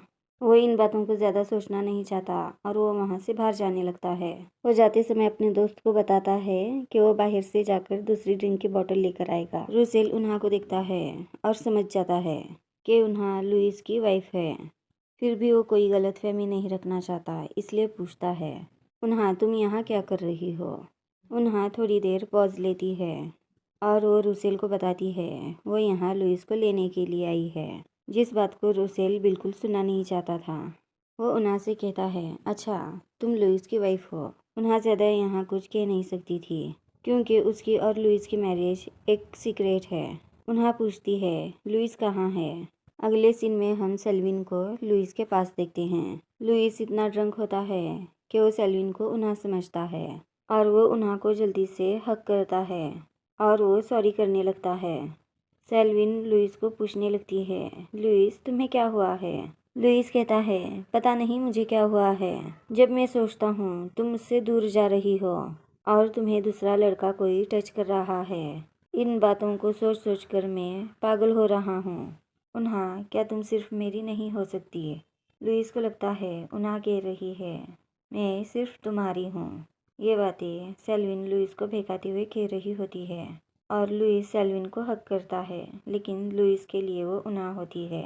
उन्हा जब लुइस को तलाशते हुए आती है तो अपने सामने देखती है लुइस सेल्विन को किस कर रहा है। उन्हा ये देखकर हर्ट हो जाती है और वहाँ उसके साथ रुसेल मौजूद होता है और वो उन्हा को देखने से रोकता है। सीन शिफ्ट होता है और हमें उन्हा को बाथटब में दिखाया जाता है। वो कंटिन्यूसली लुइस के बारे में सोच रही होती है। इससे वो बहुत ही हर्टफुल होती है और उस वक्त वहाँ लुइस आ जाता है।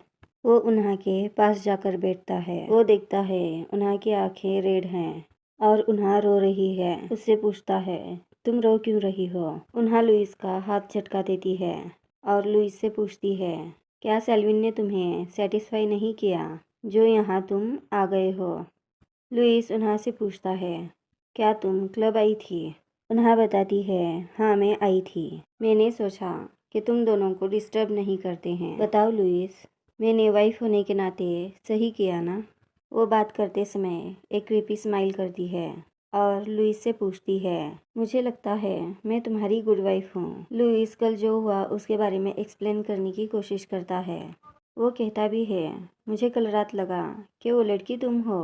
उन्हा लुइस से कहती है, लुइस बस करो, मैं अब थक चुकी हूँ। मैं अब तुम्हारी झूठ को ज़्यादा सुनना नहीं चाहती।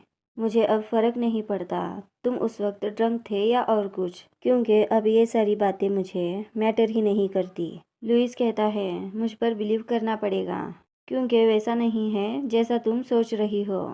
उन्हा लुइस को डाइवोर्स एग्रीमेंट दिखाती है और लुइस से कहती है, अब हम दोनों टाइम वेस्ट नहीं करते हैं, जल्द से डाइवोर्स ले लेते हैं।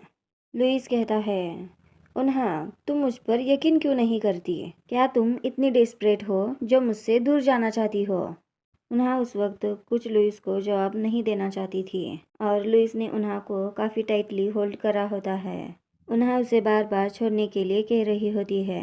लुइस कहता है, क्या तुम देख नहीं सकती मैं तुम्हें मनाने की कोशिश कर रहा हूँ, कहीं तुम मुझे छोड़ ना दो, वह भी उस रुसेल की वजह से। लुइस के इन बातों पर उन्हा मुस्कुराने लगती है और वो लुइस से पूछती है, क्या तुम जेलस हो। अब हम डाइवोर्स लेने के कगार पर हैं और अब क्या तुम्हें मुझसे प्यार हो गया है। अब लुइस के पास अल्फाज नहीं होते उन्हा को समझाने के लिए, तो वो उन्हा को किस करता है।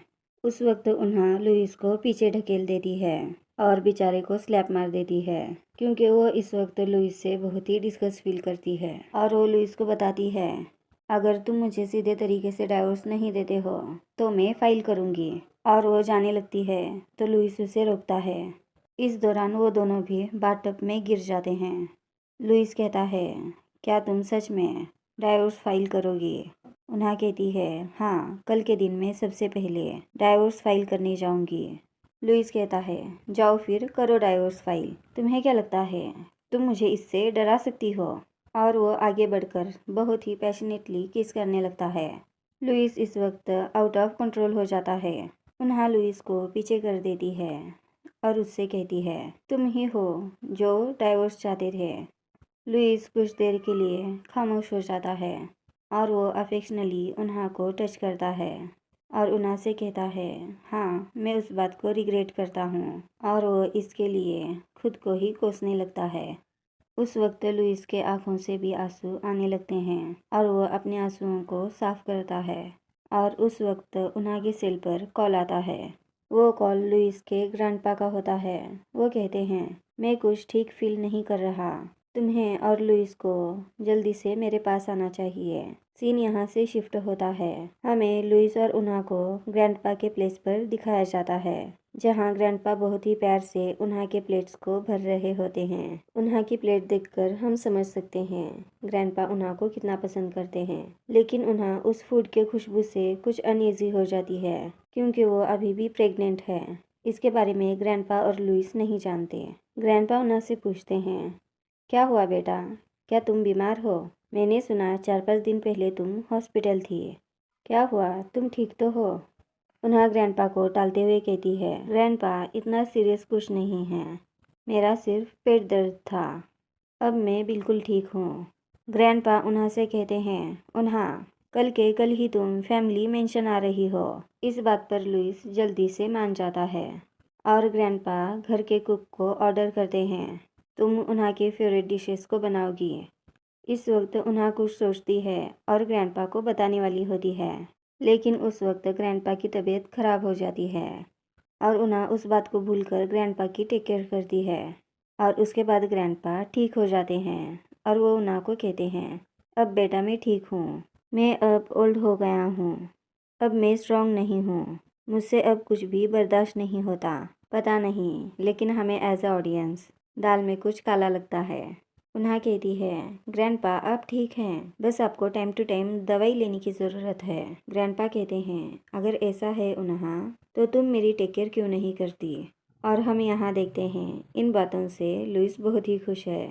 इन बातों से उन्हा लुइस की तरफ देखती है। वो ग्रैंडपा को कुछ भी बोल सकता है, लेकिन यहाँ लुइस कहता है, ठीक है ग्रैंडपा। सीन शिफ्ट होता है और हमें लुइस और उन्हा को बेडरूम में दिखाया जाता है। उन्हा लुइस से कहती है, ये सब तुमने जानबूझकर किया है। लुइस कहता है, ग्रैंडपा बीमार है, इसलिए हमें यहाँ रहना चाहिए और उनकी देखभाल करनी चाहिए। उन्हा सब समझ रही होती है। वो लुइस से कहती है, ये सब ग्रैंडपा जानबूझकर कर रहे हैं, तुम इस बात को अच्छे से जानते हो और फिर भी तुम यहाँ रहने के लिए मान गए। उन्हा कहती है, जो भी हो, मैं कल ग्रैंडपा को बता दूंगी। लुइस उन्हा को करीब करता है और उन्हा को कैरी करता हुआ बेड की तरफ लेकर जाता है और उसे बेड पर लेटा देता है। उन्हा कहती है, लुइस ये तुम क्या कर रहे हो? लुइस उन्हा के करीब जाते हुए कहता है, ग्रैंडपा अभी भी बाहर हैं। और हम देखते हैं ग्रैंडपा सच में बाहर होते हैं और लुइस इस बात का फ़ायदा उठाने लगता है। उस वक्त लुइस उन्हा से इंटीमेट होने का ट्राई करता है, लेकिन उन्हा लुइस को टर्न कर देती है और वो लुइस से कहती है, तुम इसे मिसअंडरस्टूड मत करो, ये बस एक्टिंग है, इसे सीरियसली लेने की कोई ज़रूरत नहीं है। लुइस उन्हा से कहता है, ग्रैंडपा अभी भी गए नहीं हैं, अगर हम यहीं रुक गए तो ग्रैंडपा को डाउट आ जाएगा। क्या होगा अगर वो सडनली अंदर आ जाए? उन्हा लुइस के नेक को ग्रैब करते हुए कहती है, ग्रैंडपा तुम जैसे शेमलेस नहीं हैं। लुइस अपने मेथड से उन्हा को करीब करता है और जब उन्हा लुइस पर गिरती है तब लुइस उन्हा को टीज करते हुए कहता है, इस वक्त तुम ही मेरे पास आ रही हो। और वो आगे बढ़कर उन्हा को किस करने जाता है, लेकिन टाइम इतना गलत होता है कि उन्हा को उस वक्त कॉल आ जाता है। रुसेल ने उन्हा को कॉल किया हुआ होता है। वो बताता है, कुछ डॉक्टर के साथ डिनर है, क्या तुम ज्वाइन करना चाहोगी? उन्हा कहती है, हाँ क्यों नहीं, मुझे तुम एड्रेस सेंड कर दो, मैं वहाँ आ जाऊंगी। बात करते समय लुइस उन्हा को टीज कर रहा होता है। उन्हा कहती है, मैं यहाँ का काम निपटा कर आ जाती हूँ, तुम मुझे एड्रेस सेंड करो। उन्हा तंग होकर बेड के साइड आती है और वो कहती है, मुझे बाहर जाना है, इसके लिए मैं खुद ही ग्रैंडपा से बात करती हूँ। लुइस कहता है, लेकिन तुम 11:30 के पहले वापस आ जाना। सीन शिफ्ट होता है और हमें उन्हा को रुसेल के साथ डिनर पर दिखाया जाता है। उनमें से एक गेस्ट उन्हा को ड्रिंक ऑफर करते हैं। उन्हा उस वक्त सॉरी करते हुए ड्रिंक लेने से मना करती है, लेकिन उस वक्त आगे बढ़कर रुसेल उस गिलास को ले लेता है और वो सामने के पार्टी से कहता है, मैं भी इस डील का पार्ट हूँ, ऐसा कैसे हो सकता है कि आप मेरे साथ ड्रिंक ना करो। हमें ऑडियंस और रुसेल को समझ में आता है वो इंसान उन्हा में इंटरेस्टेड है। रूसेल उस इंसान से कहता है, अब ये मत कहना, उन्हा ब्यूटीफुल है इसलिए तुम उसके साथ ड्रिंक करना चाहते थे। उन्हा देखती है रूसेल कैसे बिना हेजिटेशन के उन्हा का साथ दे रहा है। वहाँ एक दूसरा इंसान बात को संभालते हुए कहता है, नहीं नहीं मिस्टर रूसेल, आप ये क्या बोल रहे हो? अब हम फ्यूचर में साथ में काम करने वाले हैं। चलो इसी बात पर हम ड्रिंक ले लेते हैं। उस वक्त रूसेल उनके बातों में आ जाता है। उन्हा उस वक्त रोकती भी है। रूसेल उनके बातों में आकर ड्रिंक कर जाता है। रूसेल वहाँ एक के बाद एक उन्हा के बिहाफ पे ड्रिंक करता है। अगले सीन में हम देखते हैं रूसेल बहुत ही ड्रंक हो चुका होता है और उसे हमारी उन्हा कैरी कर रही होती है। वहाँ के अब लोग भी उन्हा को बाय करके चले जाते हैं। इस वक्त उन्हा रूसेल के साथ स्टक हो जाती है। वो इतना ड्रंक होता है कि उन्हा के कंधों पर फेंट होकर गिर जाता है। उन्हा रूसेल को एड्रेस पूछती है तो रूसेल कहता है, कैसे होगा अगर हम तुम्हारे घर पर चलें। उन्हा ड्राइवर को नज़दीकी वाले होटल में लेकर चलने के लिए कहती है। लुइस ने उन्हा को मैसेज किया हुआ होता है, 11:30 से पहले तुम्हें घर वापस आना है। उन्हा उस मैसेज को देखकर कहती है, अब ये बताने वाले तुम होते कौन हो? लुइस देखता है उन्होंने मैसेज देख लिया है, लेकिन अब तक उन्हा का रिप्लाई नहीं आया होता है, तो वो उन्हा को कॉल मिलाता है। लेकिन उस वक्त लुइस को किसी ने पिक सेंड किए होते हैं जिसमें उन्हा रूसेल के साथ होती है। एज यूजुअल इस वक्त लुइस ये देखकर गुस्सा हो जाता है। सीन शिफ्ट होता है और हमें दिखाया जाता है रूसेल बेहोश है और उन्हा अपने कपड़े चेंज करती है। उन्हा गौर से रूसेल को देखने लगती है क्योंकि रूसेल ने उन्हा को बहुत ही तंग कर रखा होता है। उन्हा रूसेल को टच करने लगती है। उस वक्त उन्हा के दिमाग में कुछ चलने लगता है।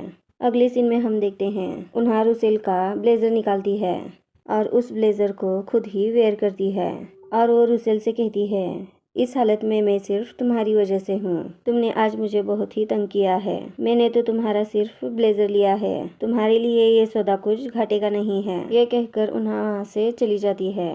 वो वहाँ से बाहर आती है तो देखती है लुइस उसके बिल्कुल सामने खड़ा है। वो लुइस से पूछती है, तुम यहाँ क्या कर रहे हो? लुइस कहता है, ये क्वेश्चन मुझे तुमसे पूछना चाहिए, और क्यों तुमने रूसेल का जैकेट वेयर किया है? क्या अंदर रूसेल मौजूद है?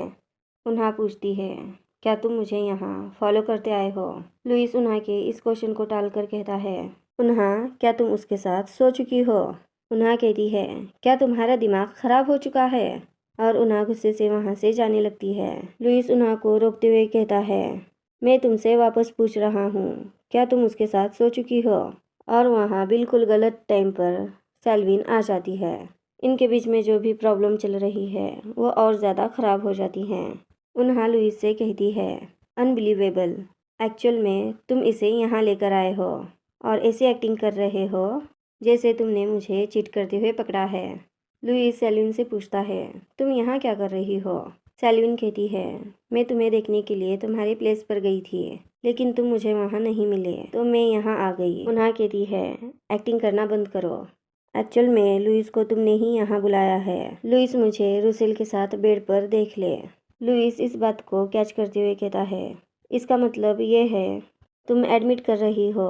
उन्हा लुइस को कुछ क्लैरिफाई नहीं करना चाहती थी तो वो कह देती है, हाँ मैं रूसेल के साथ सो चुकी हूँ।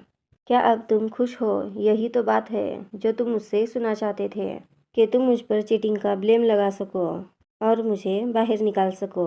सच में तुम दोनों बहुत ही अच्छे कपल हो। लुइस अब तक बहुत ही गुस्सा हो चुका होता है। वो उन्हा को ग्रैब करते हुए कहता है, तुम टॉपिक को चेंज करने का ट्राई मत करो। तुम मुझे ऑनेस्टली बताओ, आखिर में क्या सोचता? तुम्हें एक कॉल आता है और तुम सडनली काम का कहकर बाहर जाती हो। इसका अंजाम ये होता है कि तुम होटल में किसी और के साथ दिखती हो। तुम मुझे जवाब दो, आखिर मैं तुम्हारे लिए कौन हूँ? क्या तुम्हारे लिए हमारे पिछले 4 साल कुछ मायने नहीं रखते? उन्हा लुइस का हाथ हटाकर कहती है, बताओ तुम पिछले 4 साल तुम्हारे लिए क्या मतलब रखते हैं और तुम्हें कब से इन बातों की परवाह होने लगी? इतना कहकर उन्हा वहाँ से चली जाती है। उन्हा रास्ते से अकेले जाते हुए अपने पास्ट को याद करती है। जब वो स्कूल में थी, वो देखती है लुइस उसे हाय कह रहा है। उन्हा को लगता है लुइस उसे ही हाय कर रहा है। वो लुइस के पास जाने वाली होती है, लेकिन पीछे से सेल्विन आकर लुइस को हक करती है और उन्हा वहाँ से पलट जाती है। इस वक्त की उन्हा कहती है, लुइस तुमने हमेशा मुझे निराश किया है। और एक हमें सीन दिखाया जाता है। लुइस उन्हा के पास आता है और उन्हा से पूछता है, तुम्हारा नाम उन्हा है ना? क्या हम एक दूसरे को वीचैट पर ऐड कर सकते हैं? उन्हा लुइस को वीचैट पर ऐड करती है और वो लुइस को कुछ बताना चाहती है। एक्चुअली वो मैं तुम्हें, लेकिन लुइस उन्हा की बात को इंटरप्ट करते हुए कहता है, मेरी गर्लफ्रेंड तुम्हारा स्टडी ग्रुप ज्वाइन करना चाहती थी, तुम उसका थोड़ा ख्याल रखना। इसकी वजह से उन्हा अपनी बात नहीं कह पाती। उन्हा इस वक्त बहुत ही निराश हो जाती है। उन्हा कहती है, एक्चुअली मैं तुम्हें बहुत ज़्यादा ही लाइक करती थी। इस वक्त की उन्हा कहती है, लेकिन यहाँ से आगे मैं तुम्हारा इंतज़ार नहीं करूँगी। उस वक्त उन्हा के पास लुइस चला आता है। वो उन्हा से कहता है, तुम दोनों साथ थे तो क्या अब मैं अपसेट भी नहीं हो सकता? उन्हा लुइस के किसी भी सवाल का जवाब नहीं देती और आगे बढ़ने लगती है तो लुइस उसे रोकता है। उन्हा कहती है, मेरी गर्मी रुसेल के अब तक बेड पर होगी, तुम चाहो तो जाकर चेक कर सकते हो। लुइस उन्हा से कहता है, ये सारी बातें तुम मुझे जानबूझकर कर रही हो ताकि तुम मुझे सिर्फ गुस्सा दिला सको। उन्हा लुइस पर हंसते हुए कहती है, अरे क्या हुआ? अगर एक बार तुम्हारी वाइफ ने चीट कर दिया, इतने में तुम पागल हो गए, तो तुम मेरी तरफ से सोचना मुझे क्या करना चाहिए। हमेशा मुझे तुम दोनों क्लोज दिखते हो।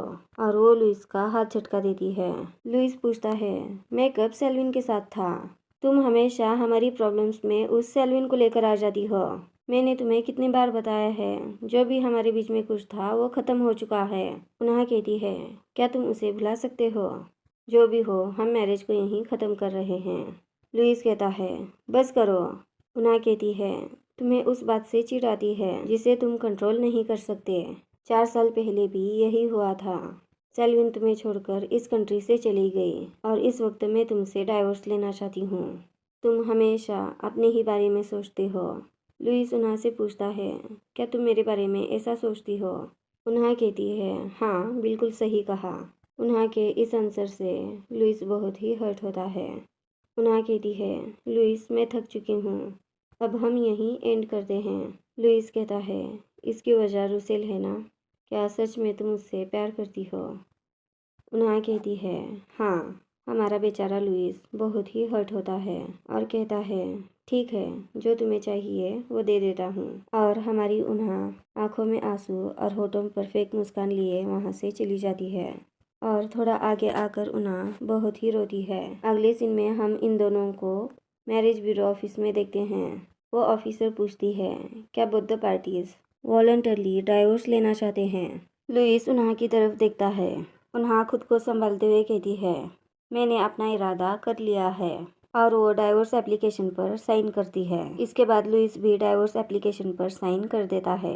उन्हें वो ऑफिसर बताती है, अब तुम दोनों कूलिंग पीरियड में हो। अगर तुम्हारा इरादा बदल जाए तो तुम इस एप्लीकेशन को विड्रॉ कर सकते हो। उन्हा कहती है, इसकी ज़रूरत नहीं है और वो एप्लीकेशन हैंड ओवर करती है। लुइस कहता है, क्या तुम्हें इतनी जल्दी है कि तुम 30 डेज का भी इंतज़ार नहीं कर सकती? उन्हा कहती है, मुझे लगा तुम्हें भी जल्दी चाहिए होगा। और उन्हा वहाँ से चली जाती है। उसके पीछे से लुइस भी जाता है। वो बाहर जाकर उन्हा से कहता है, आजकल ग्रैंडपा की तबीयत कुछ ठीक नहीं रहती, क्या हम लोग थोड़ा वेट नहीं कर सकते? चिंता मत करो, मैं तुम्हें ज़्यादा इंतज़ार नहीं कराऊंगा। उन्हा कहती है, कूलिंग पीरियड के 30 डेज हैं, मुझे यकीन है तुम इन दिनों में हैंडल कर सकोगे। लुइस पूछता है, क्या तुम श्योर हो वो अपार्टमेंट तुम्हें नहीं चाहिए? आफ्टर ऑल तुम वहाँ 4 साल रह चुकी हो। उन्हा कहती है, ज़रूरत नहीं है, पहले ही तुम मुझे बहुत सारी चीज़ें दे चुके हो। मेरी कुछ चीज़ें हैं जिसे मैं आज पैक करके चली जाऊंगी। लुइस उन्हा को रोकते हुए कहता है, जबकि हमारा डाइवोर्स हो रहा है, तुम चाहो तो कंपनी से रिज़ाइन कर सकती हो। अगर मैं तुमसे ऑनेस्टली कहूँ तो तुमसे बेटर कैंडिडेट कोई नहीं है डायरेक्टर के लिए। उन्हा मुस्कुराकर कहती है, ऑफ कोर्स मुझसे बेटर कोई नहीं है। और उन्हा वहाँ से चली जाती है। उन्हा के जाने के बाद लुइस किसी को कॉल मिलाता है। क्या तुम्हें पता चला किसने रुसेल और उन्हा के फ़ोटोज़ लिए थे? लुइस वापस अपने घर आता है। वो आकर देखता है घर में उन्हा नहीं थी, लेकिन यहाँ के हर एक चीज़ से उन्हा की यादें जुड़ी हुई थी।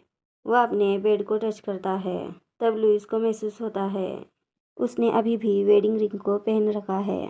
वो याद करता है उन्हा किस तरह उससे डाइवोर्स मांग रही थी। इस वक्त लुइस कहता है, उन्हा मैं तुमसे नफरत करता हूँ। अगले सीन में हम देखते हैं लुइस और सेल्विन कार में होते हैं। सेल्विन थोड़ी डरी सहमी होती है। वो लुइस से पूछती है, लुइस हम लोग कहाँ जा रहे हैं? लुइस कहता है, हम लोग एयरपोर्ट जा रहे हैं। सेल्विन बहुत ही खुश हो जाती है और वो पूछती है, क्या तुम मुझे ट्रिप पर ले जा रहे हो? तुमने मुझे पहले ही क्यों नहीं बताया? मैं थोड़ी तैयारी कर लेती। इसके लिए मुझे कुछ तो प्रिपरेशन करनी चाहिए। लुइस सेल्विन की तरफ देखते हुए कहता है, हम नहीं, सिर्फ तुम जा रही हो। और वो उसे प्लेन का टिकट पकड़ा देता है। सेल्विन लुइस से पूछती है, क्या तुम मुझे किक मार के निकालना चाहते हो? मुझे बताओ, तुम्हारा और उन्हा का डाइवोर्स हो गया है ना? अब हमारे बीच में कोई नहीं है। अब तो हम साथ हो सकते हैं ना? फिर तुम मुझे बाहर क्यों भेज रहे हो? लुइस कहता है, उन्हा पर अटैक करने वाली इंसान तुम हो। और तो और तुमने रुसेल और उन्हा के फ़ोटोज़ भी लिए हैं। ये सब तुमने प्लान किया क्योंकि तुम मुझे उन्हा से दूर कर सको। सेल्विन कहती है, मैंने नहीं किया। लुइस कहता है, याद करो, उन्हा का मिसकैरेज तुम्हारी वजह से हुआ था। सेल्विन कहती है, मैंने ये सब किया क्योंकि मैं चाहती थी तुम मेरे साथ रहो। लुइस, भूलो मत, हम मैरिज करने वाले थे। लुइस कहता है, हाँ, उसी मैरिज से तुम भाग गई थी। हमारे बीच में जो कुछ भी था वो 4 साल पहले ही ख़त्म हो चुका है। सेल्विन इमोशनल कार्ड खेलते हुए कहती है, लुइस, याद करो, मैंने तुम्हारी लाइफ बचाई थी।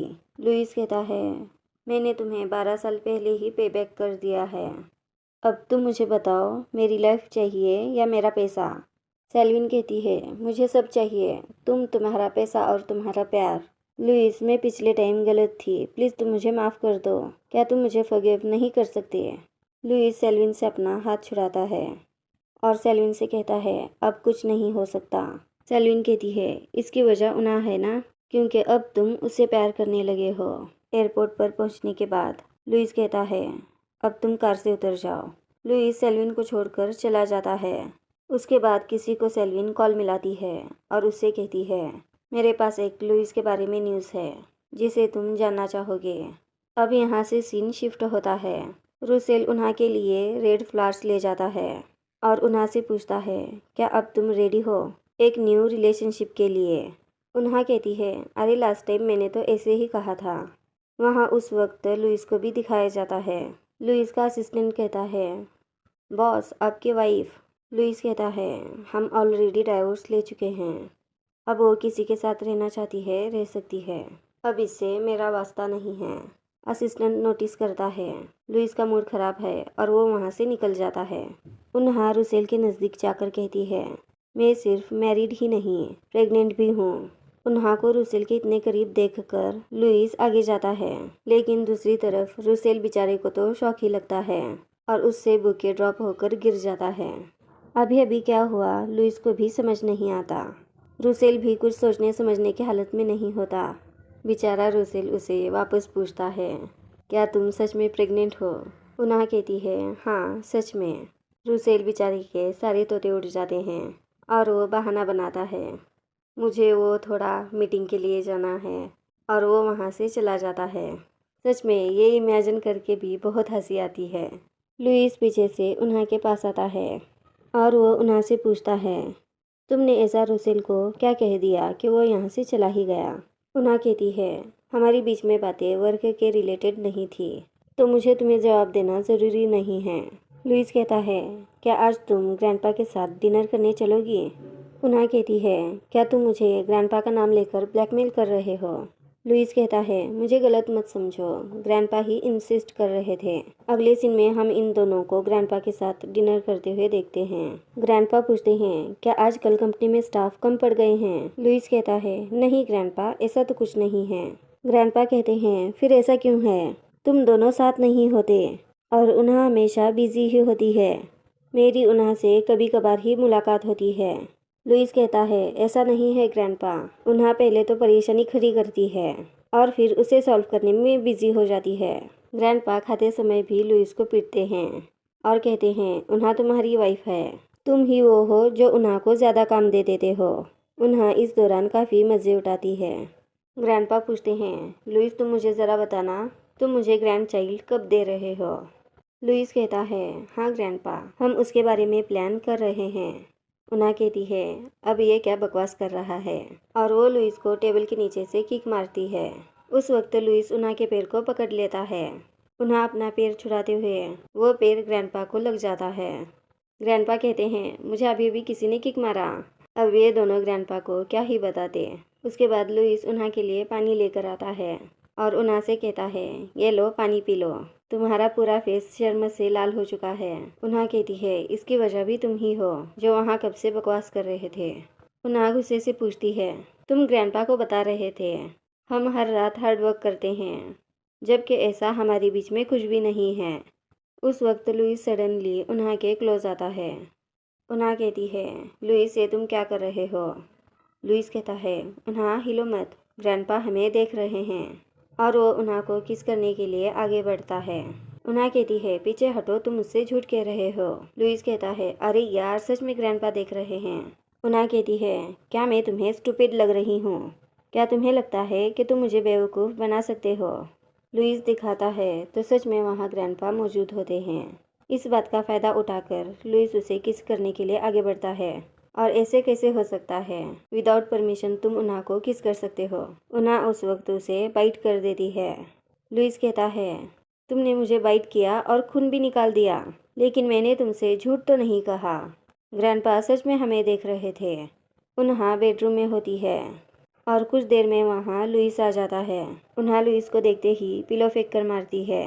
लुइस पिलो देखकर कहता है क्या तुम चाहती हो मैं काउच पर सो जाऊँ? उन्हा कहती है लुइस इस वक्त तुम मुझे ट्राई मत करो, इस वक्त हम दोनों फेक मैरिड कपल हैं। उस दौरान लुइस उसे रोकते हुए कहता है चुप कर जाओ, ग्रैंडपा अभी भी बाहर हैं। उन्हा कहती है चलो चलो अभी ही उन्हें सच्चाई बता देते हैं। लुइस कहता है चुप कर जाओ, मैं खुद ही ग्रैंडपा को सब कुछ बता दूंगा सही समय पर, और टेंशन मत लो मैं यहाँ से जा रहा हूँ। वो पिलो को नीचे फेंकता है और वहीं बैठ जाता है। हमारी उन्हा का क्या, लाइट्स ऑफ करके सो जाती है। आधी रात गए लुइस उठकर उन्हा को चेक करता है। उन्हा पूरी तरह नींद में होती है। उसके बाद होना क्या था? लुइस जाकर उन्हा के बाजू में लेट जाता है। उन्हा नींद में पलटकर लुइस को हक करके सो जाती है। इसी पोजीशन में रात गुजरने के बाद सुबह उन्हा की आँख खुलती है। वो देखती है वो लुइस के बाहों में सो रही है। लुइस ऑफ कोर्स उन्हा के एक्शन से डरा होता है। उन्हा कहती है क्या मैं तुम्हें एक चपेट लगाऊं? लुइस कहता है रुको रुको, पहले तुमने ही मुझे हक किया था। इसके बाद सीन शिफ्ट होता है और हमें उन्हा को रुसेल के साथ दिखाया जाता है। लुइस का बस नहीं चलता और वो हॉर्न बजाता है और ये दोनों उससे अनॉय हो जाते हैं। रुसेल पूछता है क्या ये तुम्हें फॉलो करते हुए यहाँ आया है? क्या तुमने अब तक उससे डाइवोर्स नहीं लिया है? उन्हा कहती है शुक्र मनाओ, इस समय ये सिर्फ हॉर्न बजा रहा है, अभी यहाँ इसके साथ ग्रैंडपा नहीं है। रुसेल कहता है मैंने इसके बारे में बहुत ही सीरियसली सोचा है, मैं तुम्हारे बच्चे का फादर बनना चाहता हूँ। उन्हा सुनो, मैं तुम्हारे चाइल्ड को मेरे चाइल्ड जैसे ट्रीट करूँगा, क्या तुम दोनों मुझे एक्सेप्ट करते हो? उन्हा कहती है रुक जा भाई, थोड़ा रुक जा, मैं नहीं चाहती मेरे बच्चे का बायोलॉजिकल फादर भी फादर बने। बताओ तुम्हें क्यों ऐसा लगा कि मैं तुम्हें चाहूँगी? अब लुइस के सब्र का बांध टूट जाता है और वो कार से बाहर आता है। रुसेल को लगता है लुइस कुछ भी कर सकता है, इसलिए वो उन्हा को पीछे करता है। उन्हा कहती है डरो मत, वो कुछ नहीं करेगा। रुसेल उन्हा से कहते हैं चलो यहाँ कुछ पागल लोग हैं। लुइस कहता है ये तुम क्या कर रहे हो? उन्हा कहती है ये चाइल्डिश हरकतें करना बंद करो रुसेल। अब लुइस ऐसे ही नहीं ठहर सकता था, वो उन्हा के पास आता है। अब ये तीन लोग बिल्कुल एक दूसरे के सामने होते हैं। उस वक्त उन्हा की तबीयत बिगड़ती है और उसे कुछ वॉमिटिंग सा फील होता है। लुइस और रुसेल दोनों भी बढ़कर आगे जाते हैं। लुइस रुसेल को पीछे करता है, लेकिन उन्हा रुसेल को आवाज़ लगाती है और हॉस्पिटल लेकर चलने के लिए कहती है। रुसेल जब उन्हा के करीब आता है तब लुइस उसे पीछे कर देता है और वो उन्हा को उठाकर लेकर चलता है। उन्हा कहती है तुम मुझे नीचे छोड़ दो। लुइस कहता है ज़्यादा सोचो मत, मैं सिर्फ तुम्हें हॉस्पिटल लेकर चल रहा हूँ। लुइस ड्राइव करते हुए याद करता है सेम सिम्टम्स उन्हा में कई दिन से दिखने मिल रहे हैं और उसे अब शक होता है कहीं उन्हा प्रेग्नेंट तो नहीं।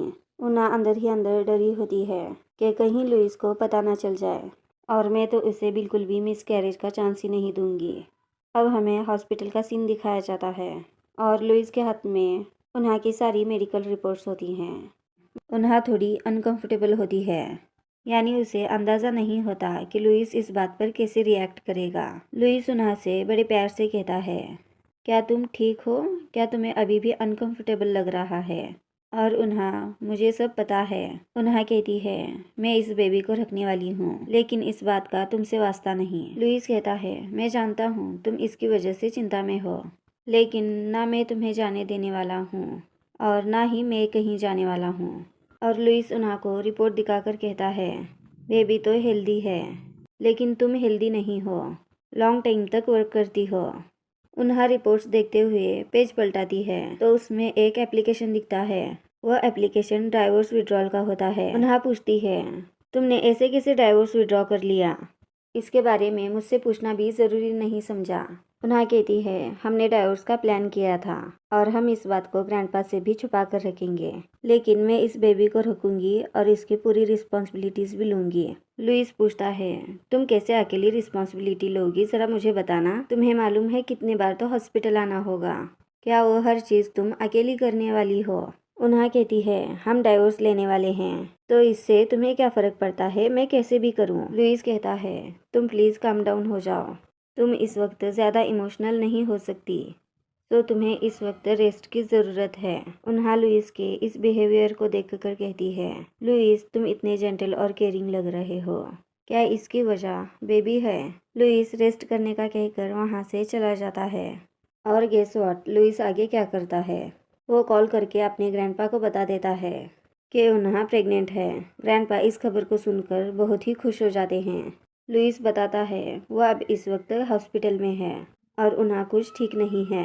दूसरी तरफ ग्रैंडपा सारी फील्डिंग में जुट जाते हैं। घर में की जो उनकी हेड सर्वेंट होती है वो सबको कहती है उन्हा मैडम का ख्याल रखना है। उन्हा यहाँ मस्त सो रही होती है, लेकिन मौजूदगी के एहसास से वो जग जाती है और वो देखती है उसके सामने घर का शेफ खड़ा है, वो भी हाथ में सूप का बाउल लिए। वो दूसरी ओर देखती है तो वहाँ एक मेड खड़ी होती है और इतने में वहाँ ग्रैंडपा आ जाते हैं। वो उन्हा से पूछते हैं, क्या अब तुम ठीक हो? उस वक्त उन्हा को लुइस का मैसेज आता है। वो कहता है, मैं तुम्हारा घर पर इंतज़ार कर रहा हूँ। ग्रैंडपा उन्हा से कहते हैं, डोंट वरी उन्हा, मैंने यूजलेस लुइस को घर वापस भेज दिया है और अभी से मैं यहाँ रुककर तुम्हारा ख्याल रखूँगा और तुम मेरी फिक्र मत करो। वहाँ काउच है, मैं उस पर सो लूँगा। उन्हा कहती है, नहीं नहीं ग्रैंडपा, आप सोफे पर क्यों सोएंगे? मैं तो ठीक हूँ, अब तो बिल्कुल ठीक हो गई हूँ। ग्रैंडपा कहते हैं, तुम लोगों ने सुना, हमारी उन्हा अब ठीक है, चलो हम उन्हा को घर ले जाते हैं।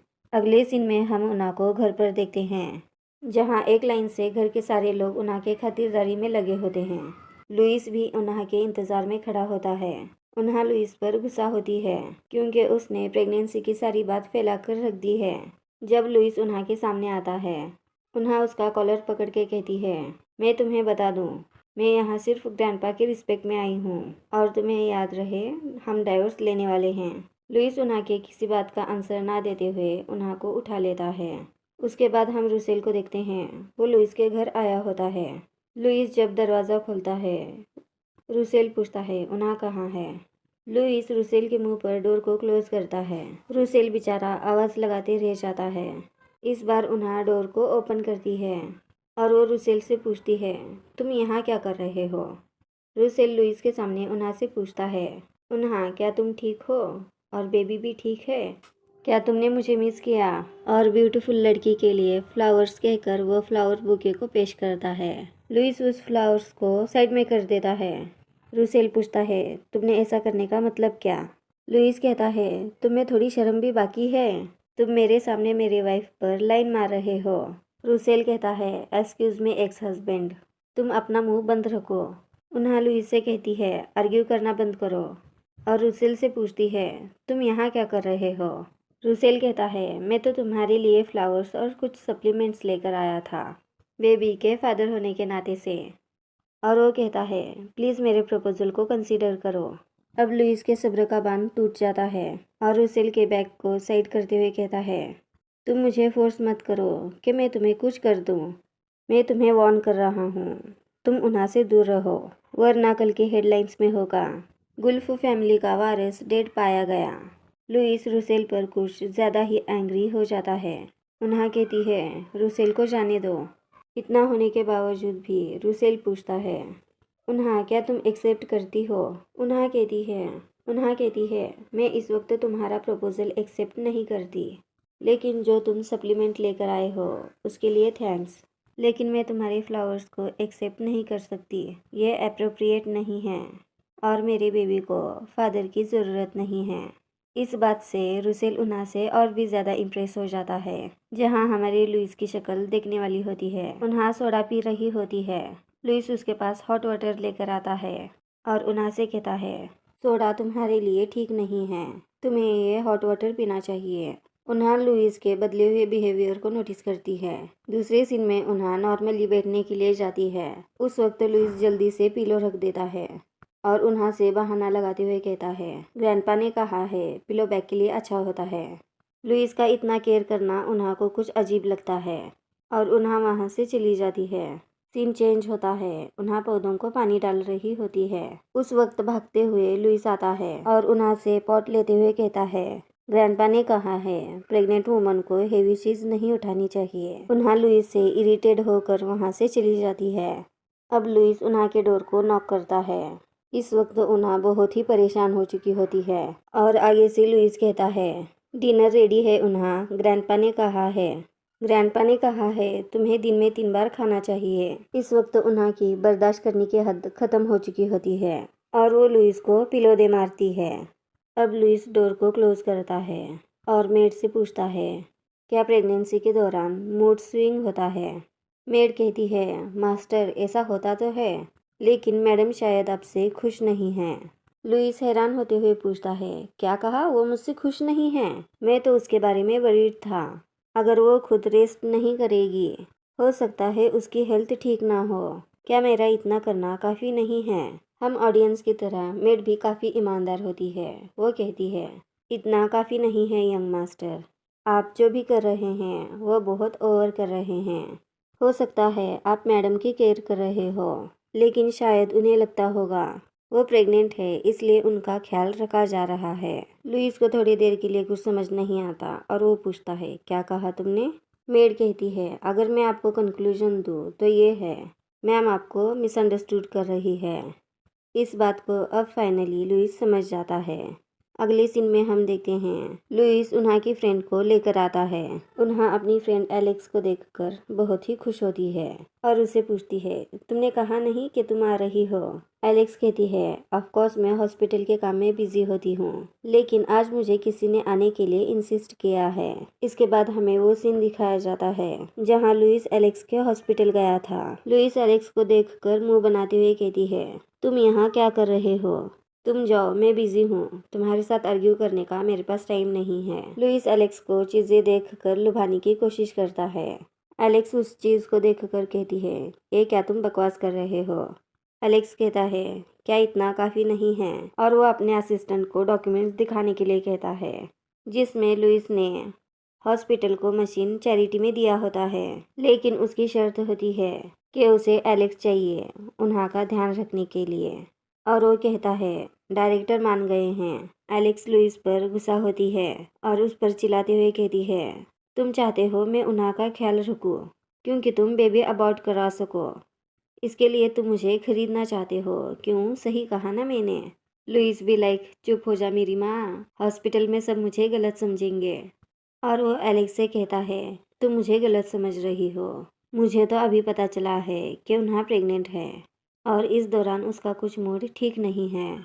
उन्हा के लिए तुम एक ट्रस्टवर्दी पर्सन हो और एज वेल एज फ्रेंड भी हो। एलेक्स कहती है तो ऐसा मुझसे स्ट्रेट कहना चाहिए ना। और वो कहती है उन्हा की बात है तो मैं आ सकती हूँ। लुइस भी लाइक हाँ प्लीज़ चलो। इस वक्त लुइस उन्हा को बहाना लगाते हुए कहता है क्या है कि मैं वो कंपनी के काम से गया था और रास्ते में मुझे हॉस्पिटल पड़ गया और मुझसे एलेक्स ने कहा कि वो तुम्हें मिस कर रही है, तो मैं एलेक्स को यहाँ लेकर आया। एलेक्स भी लाइक क्या सच में ऐसा हुआ था? उन्हा एलेक्स को बिठाकर कहती है आजकल मैंने लुइस को देखा है, उसकी हरकतें कुछ बदली हैं। जब से वो जानता है कि मैं प्रेग्नेंट हूँ उस टाइम से वो बिल्कुल स्ट्रेंज बिहेव कर रहा है। लुइस उन दोनों को बातें करते हुए देखकर खुद से कहता है, शायद मैंने अच्छा डिसीजन लिया है। अब दिन काटने के बाद एलेक्स जाने लगती है। लुइस अजीब अवस्था में बाहर आता है और कहता है, तुम ऐसे कैसे जा सकती हो? डिनर तो अभी रेडी है। अब एलेक्स उन्हा को समझाती है, तुम प्रेग्नेंट हो उन्हा, तुम्हें ठीक से खाना चाहिए, और जबकि सीईओ खुद कुकिंग कर रहे हो। लुइस डिनर टेबल सजाकर बैठ जाता है। उन्हा खाने को देखकर सोचती है, ये कोइंसिडेंस हो सकता है कि सारी डिशेस मेरी फेवरेट हैं। ऐसा पॉसिबल नहीं है कि लुइस जानता हो कि मुझे क्या पसंद है। लुइस उन्हा से पूछता है, क्या बात है? आज तुम ये बीफ और लैम्ब नहीं खा रही? तुम्हें तो सी फूड पसंद है ना? तुम्हें स्पाइसी फूड पसंद है, तुम्हें वेजिटेबल्स खाना पसंद नहीं है। मुझे मालूम है, आफ्टर ऑल हमने 4 साल साथ गुजारे हैं। मुझे तुम्हारी प्रेफरेंस का अच्छे से पता है। और लुइस उन्हा को फूड सर्व करता है। एलेक्स कहती है, तुम्हें बाकी के मैटर को साइड में रखकर तुम्हें अच्छे से खाना चाहिए। एलेक्स जाने लगती है।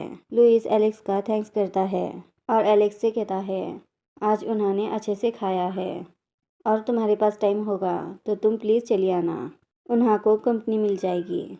एलेक्स कहती है, तुम्हारी बताने की ज़रूरत नहीं है, उन्हा मेरी भी फ्रेंड है। लुइस एलेक्स से कहता है, तुम उन्हा को अच्छे से जानती हो, मैं खुद में ऐसा क्या चेंज करूँ जो उन्हा मुझे पसंद करे।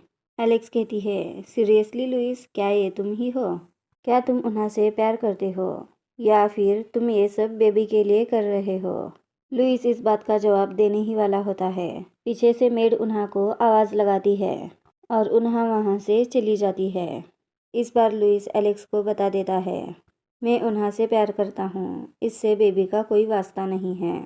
मैं हमेशा से उन्हा को पसंद करता था। अब सीन शिफ्ट होता है और उन्हा सोचने लगती है एलेक्स और लुइस के बीच में हुई बातों को। उन्हा सोचती है, क्या लुइस मेरे बारे में केयर करता होगा? उस वक्त लुइस नॉक करके अंदर आता है। उस वक्त उन्हा का पैर मुड़ जाता है। लुइस जल्दी से आकर उन्हा को संभालता है। लुइस जेंटली उन्हा से पूछता है, क्या तुम्हारे पैर को कहीं लगा है? उन्हा कहती है, मुझे फील हो रहा है, शायद मेरे पैर में क्रैम्प आया है। लुइस पैर को चेक करता है तो उन्हा दर्द में चिल्लाती है। लुइस कहता है, डरो नहीं, इस बार मैं जेंटली करता हूँ। उन्हा देखती है लुइस उसकी कैसे केयर कर रहा है। उस दौरान उन्हा पेट पर हाथ रखती है। उन्हा को देखकर लुइस पूछता है, क्या तुम्हारे पेट में दर्द है?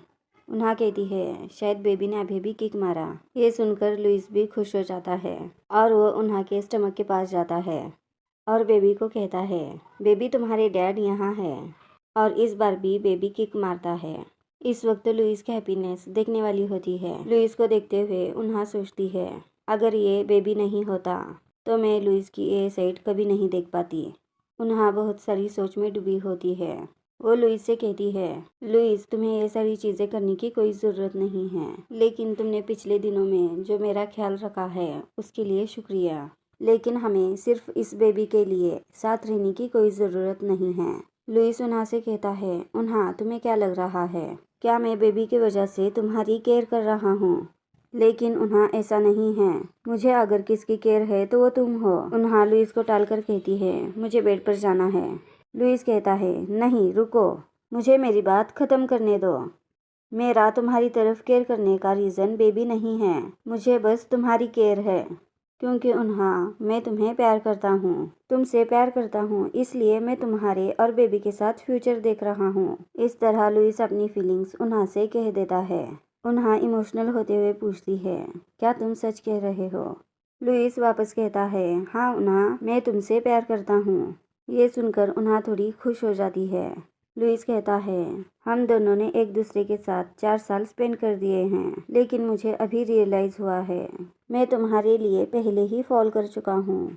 और लुइस वापस इजहार करके फोरहेड पर किस करता है। उन्हा सोई हुई होती है और लुइस उसका ख्याल रखता है और उन्हा देखती है लुइस वहीं उसके पास सोया हुआ है। उन्हा समझ जाती है लुइस यहाँ बैठे बैठे सो चुका है और वो सोचती है, लुइस क्या तुम सच में मुझसे प्यार करते हो? और उन्हा आगे बढ़कर लुइस को किस करती है। पार्ट के शुरुआत में हमें दिखाया जाता है रुसेल उन्हा को ड्रिंक ऑफर करता है, जो ड्रिंक नॉन अल्कोहलिक होती है। उन्हा रुसेल को थैंक्स कहती है रुसेल उन्हा से पूछता है, तुमने मुझसे पूछा कि कहीं बाहर चलते हैं। क्या बात है, क्या तुम्हें रियलाइज़ हुआ? मैं लुइस के कंपैरिजन में अच्छा हूँ, तुम्हारे बेबी के फादर के लिहाजे से। उन्हा कहती है, नहीं नहीं, मेरे बेबी के पास मॉम है जो उससे बहुत प्यार करती है। इतना मेरे बेबी के लिए इनफ है। रुसेल कहता है, हाँ, बेबी को फादर की ज़रूरत नहीं है, फिर मैं बेबी का अंकल तो बन ही सकता हूँ। रुसेल उन्हा से पूछता है, उन्हा तुम्हारी कोई टेक केयर करे, ये भी अच्छी बात है। उन्हा कहती है, पर्सन जो मेरी केयर कर सकता है वो मेरी फ्रेंड, बेस्टी या नर्स हो सकती है, लेकिन वो तुम नहीं हो सकते, क्योंकि हम दोनों के बीच कुछ रोमांटिक नहीं है। मैं और लुइस भी डाइवोर्स लेने वाले हैं, लेकिन जो हमारे बीच में 4 साल का रिश्ता था वो मेरे लिए काफ़ी ज़्यादा मायने रखता है। इन दिनों में तुमने मेरा बहुत ख्याल रखा है, इसके लिए शुक्रिया। अगर तुम चाहो तो मेरे फ्रेंड बन सकते हो। इस बात पर टॉस करने के लिए वो अपनी बोतल आगे करती है। रुसेल कुछ देर उसी पोज में बैठा होता है। उन्हा को लगता है रुसेल फ्रेंडशिप में इंटरेस्टेड नहीं है, लेकिन उस वक्त रुसेल भी उन्हा के साथ टॉस करता है। जब उन्हा लुइस की तरफ देखती है तो लुइस कहता है, अकेले ड्रिंक करने में मज़ा नहीं है। अगर तुम मुझे फ्रेंड बनाना चाहती हो तो ये भी कूल है। सीन शिफ्ट होता है। रुसेल उन्हा को ड्रॉप करने के लिए आया होता है। वो लुइस को वहीं देखकर ड्रामे करने लगता है। वो लुइस को प्रोवोक करने के लिए कहता है, आज का डिनर सच में कितना अच्छा था। लुइस उसे देखकर जेलस हो चुका होता है और वो जानबूझकर उन्हा के साथ क्लोजनेस दिखाता है। रुसेल के जाने के बाद लुइस उन्हा को रोकता है और उन्हा से कहता है, उन्हा, रुसेल तुम्हारे लिए राइट पर्सन नहीं है। उन्हा पूछती है, अगर रुसेल मेरे लिए राइट पर्सन नहीं है तो क्या तुम हो? रुसेल इस वक्त उन्हा को जवाब नहीं देता और उन्हा चली जाती है। लुइस जाते हुए उन्हा को देखकर सोचता है, ऐसा मैं क्या करूं उन्हा कि तुम मेरे पास वापस चली आओ। सीन शिफ्ट होता है और उन्हा को ग्रैंडपा के साथ दिखाया जाता है। ग्रैंडपा उन्हा से पूछते हैं, कहीं लुइस तुम्हें बुली तो नहीं करता? लेकिन उस वक्त वहाँ उन्हा के फादर आ जाते हैं। वो आते ही कहते हैं, उन्हा, तुमने बताया नहीं कि तुम प्रेग्नेंट हो। अपने फादर को देखकर उन्हा के चेहरे का रंग ही उड़ जाता है। उन्हा के फादर ग्रैंडपा को ग्रेट ग्रैंड चाइल्ड के लिए कॉन्ग्रेचुलेट करते हैं। उन्हा अपने डैड से कहती है, चलिए मुझे आपसे बात करनी है, और वो अपने डैड को साइड में लेकर जाती है।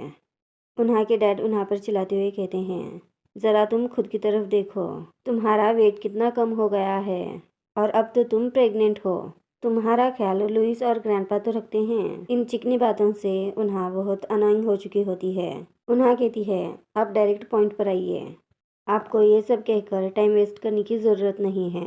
उन्हा के फादर कहते हैं, तो तुम समझ गई, मुझे मेरे न्यू प्रोजेक्ट में इन्वेस्टमेंट चाहिए। वो कहते हैं, इसके लिए तुम लुइस से बात करो। उन्हा कहती है, पिछले 4 सालों में लुइस की फैमिली ने बहुत कुछ दिया है, अब तक आपने उसका मुआवजा कुछ नहीं दिया। उन्हा के डैड कहते हैं, क्या तुम्हें नहीं लग रहा तुम्हारा बर्ताव हार्श है? Son in law father in law की मदद करना ये एक नॉर्मल है और इसमें अमाउंट पे बैक करने की कोई बात नहीं हुई थी। और वो अपने डॉटर से कहते हैं, तुम थोड़ा लुइस से ओबीडियंट बनकर रहा करो। अगर तुम्हारा उससे बिहेवियर ठीक नहीं रहेगा तो वो हमें एक पेनी भी नहीं देगा। उन्हा कहती है, आपका हो गया तो सुन लीजिए, यहाँ से आगे आपको कुछ भी नहीं मिलेगा। उस वक्त उन्हा के फादर को वहाँ आया हुआ लुइस दिखता है और वो उन्हा से कहते हैं, ये डिसाइड करने वाली तुम नहीं हो। लुइस आकर अपने वाइफ के साथ खड़ा होता है और वो उन्हा के डैड से पूछता है, आपको कितने चाहिए? उन्हा के डैड बेशर्म की तरह कहते हैं, देखा तुमने मेरे सन इन लॉ को, वो कितने अच्छे से मुझे जानता है। उन्हा लुइस को देखती ही रह जाती है, क्योंकि अब उन्हा समझ जाती है। उन्हा को मालूम भी नहीं लुइस ने उन्हा के फैमिली को कितने पैसे दिए हैं। उन्हा के फादर इस वक्त लुइस से 30 मिलियन की डिमांड करते हैं और इजीली लुइस भी मान जाता है। उन्हा अपने फादर की बेशर्मी को देखकर कुछ सोचती है और अपने फादर से कहती है, मैं और लुइस डाइवोर्स ले रहे हैं और आज की बात सोचना भी मत कि आप लुइस से पैसे ले सकते हैं। लुइस के फादर कहते हैं, उन्हा ऐसे मत बोलो, लुइस की फैमिली ने इस गुड न्यूज़ को अनाउंस कर दिया है। उन्हा कहती है, हाँ आपने सही कहा, लेकिन ऐसा कहाँ है कि मैं अब डाइवोर्स नहीं ले सकती। उन्हा के फादर लुइस और उन्हा को देखकर समझ जाते हैं कि डाइवोर्स लुइस नहीं लेना चाहता, ये सब फितूर उन्हा का है। उन्हा के फादर लुइस से पूछते हैं, ये डाइवोर्स जो है सिर्फ उन्हा लेना चाहती है ना। और वो काफ़ी खुश हो जाते हैं कि ये बात लुइस की तरफ से नहीं है। लुइस उन्हा के फादर से कुछ कहने ही वाला होता है। उस वक्त उन्हा उसे रोक देती है और लुइस से कहती है, तुम्हें मेरे फैमिली का एटीएम बनने की कोई ज़रूरत नहीं है। उन्हा अपने फैमिली से बहुत ही शर्मिंदा होती है और वो लुइस से कहती है, तुम इन्हें पैसे मत दो, इस तरह मुझे थोड़ी डिग्निटी बनाए रखने दो। लुइस भी कह देता है, उन्हा ने सही कहा, मैं और उन्हा डाइवोर्स ले रहे हैं। उन्हा कहती है, अब आपने सुन लिया, हम डाइवोर्स ले रहे हैं और अब अपना फेस लेकर आप यहाँ मत आइएगा। उन्हा जाने लगती है तो उसके डैड रोकते हैं और लुइस से पूछने लगते हैं, डाइवोर्स जो है ये उन्हा लेना चाहती है ना। लुइस, तुम फिक्र मत करो, मैं अभी इसके अकल ठिकाने लगाता हूँ। और वो उन्हा पर हाथ उठाते हैं। लुइस के होते हुए उसके वाइफ को कौन टच कर सकता है। लुइस उन्हा के डैड को पीछे कर देता है और उन्हा की शील्ड बन जाता है। उन्हा के डैड से कहता है, उन्हा के और मेरे बीच में हमारा प्राइवेट मैटर है।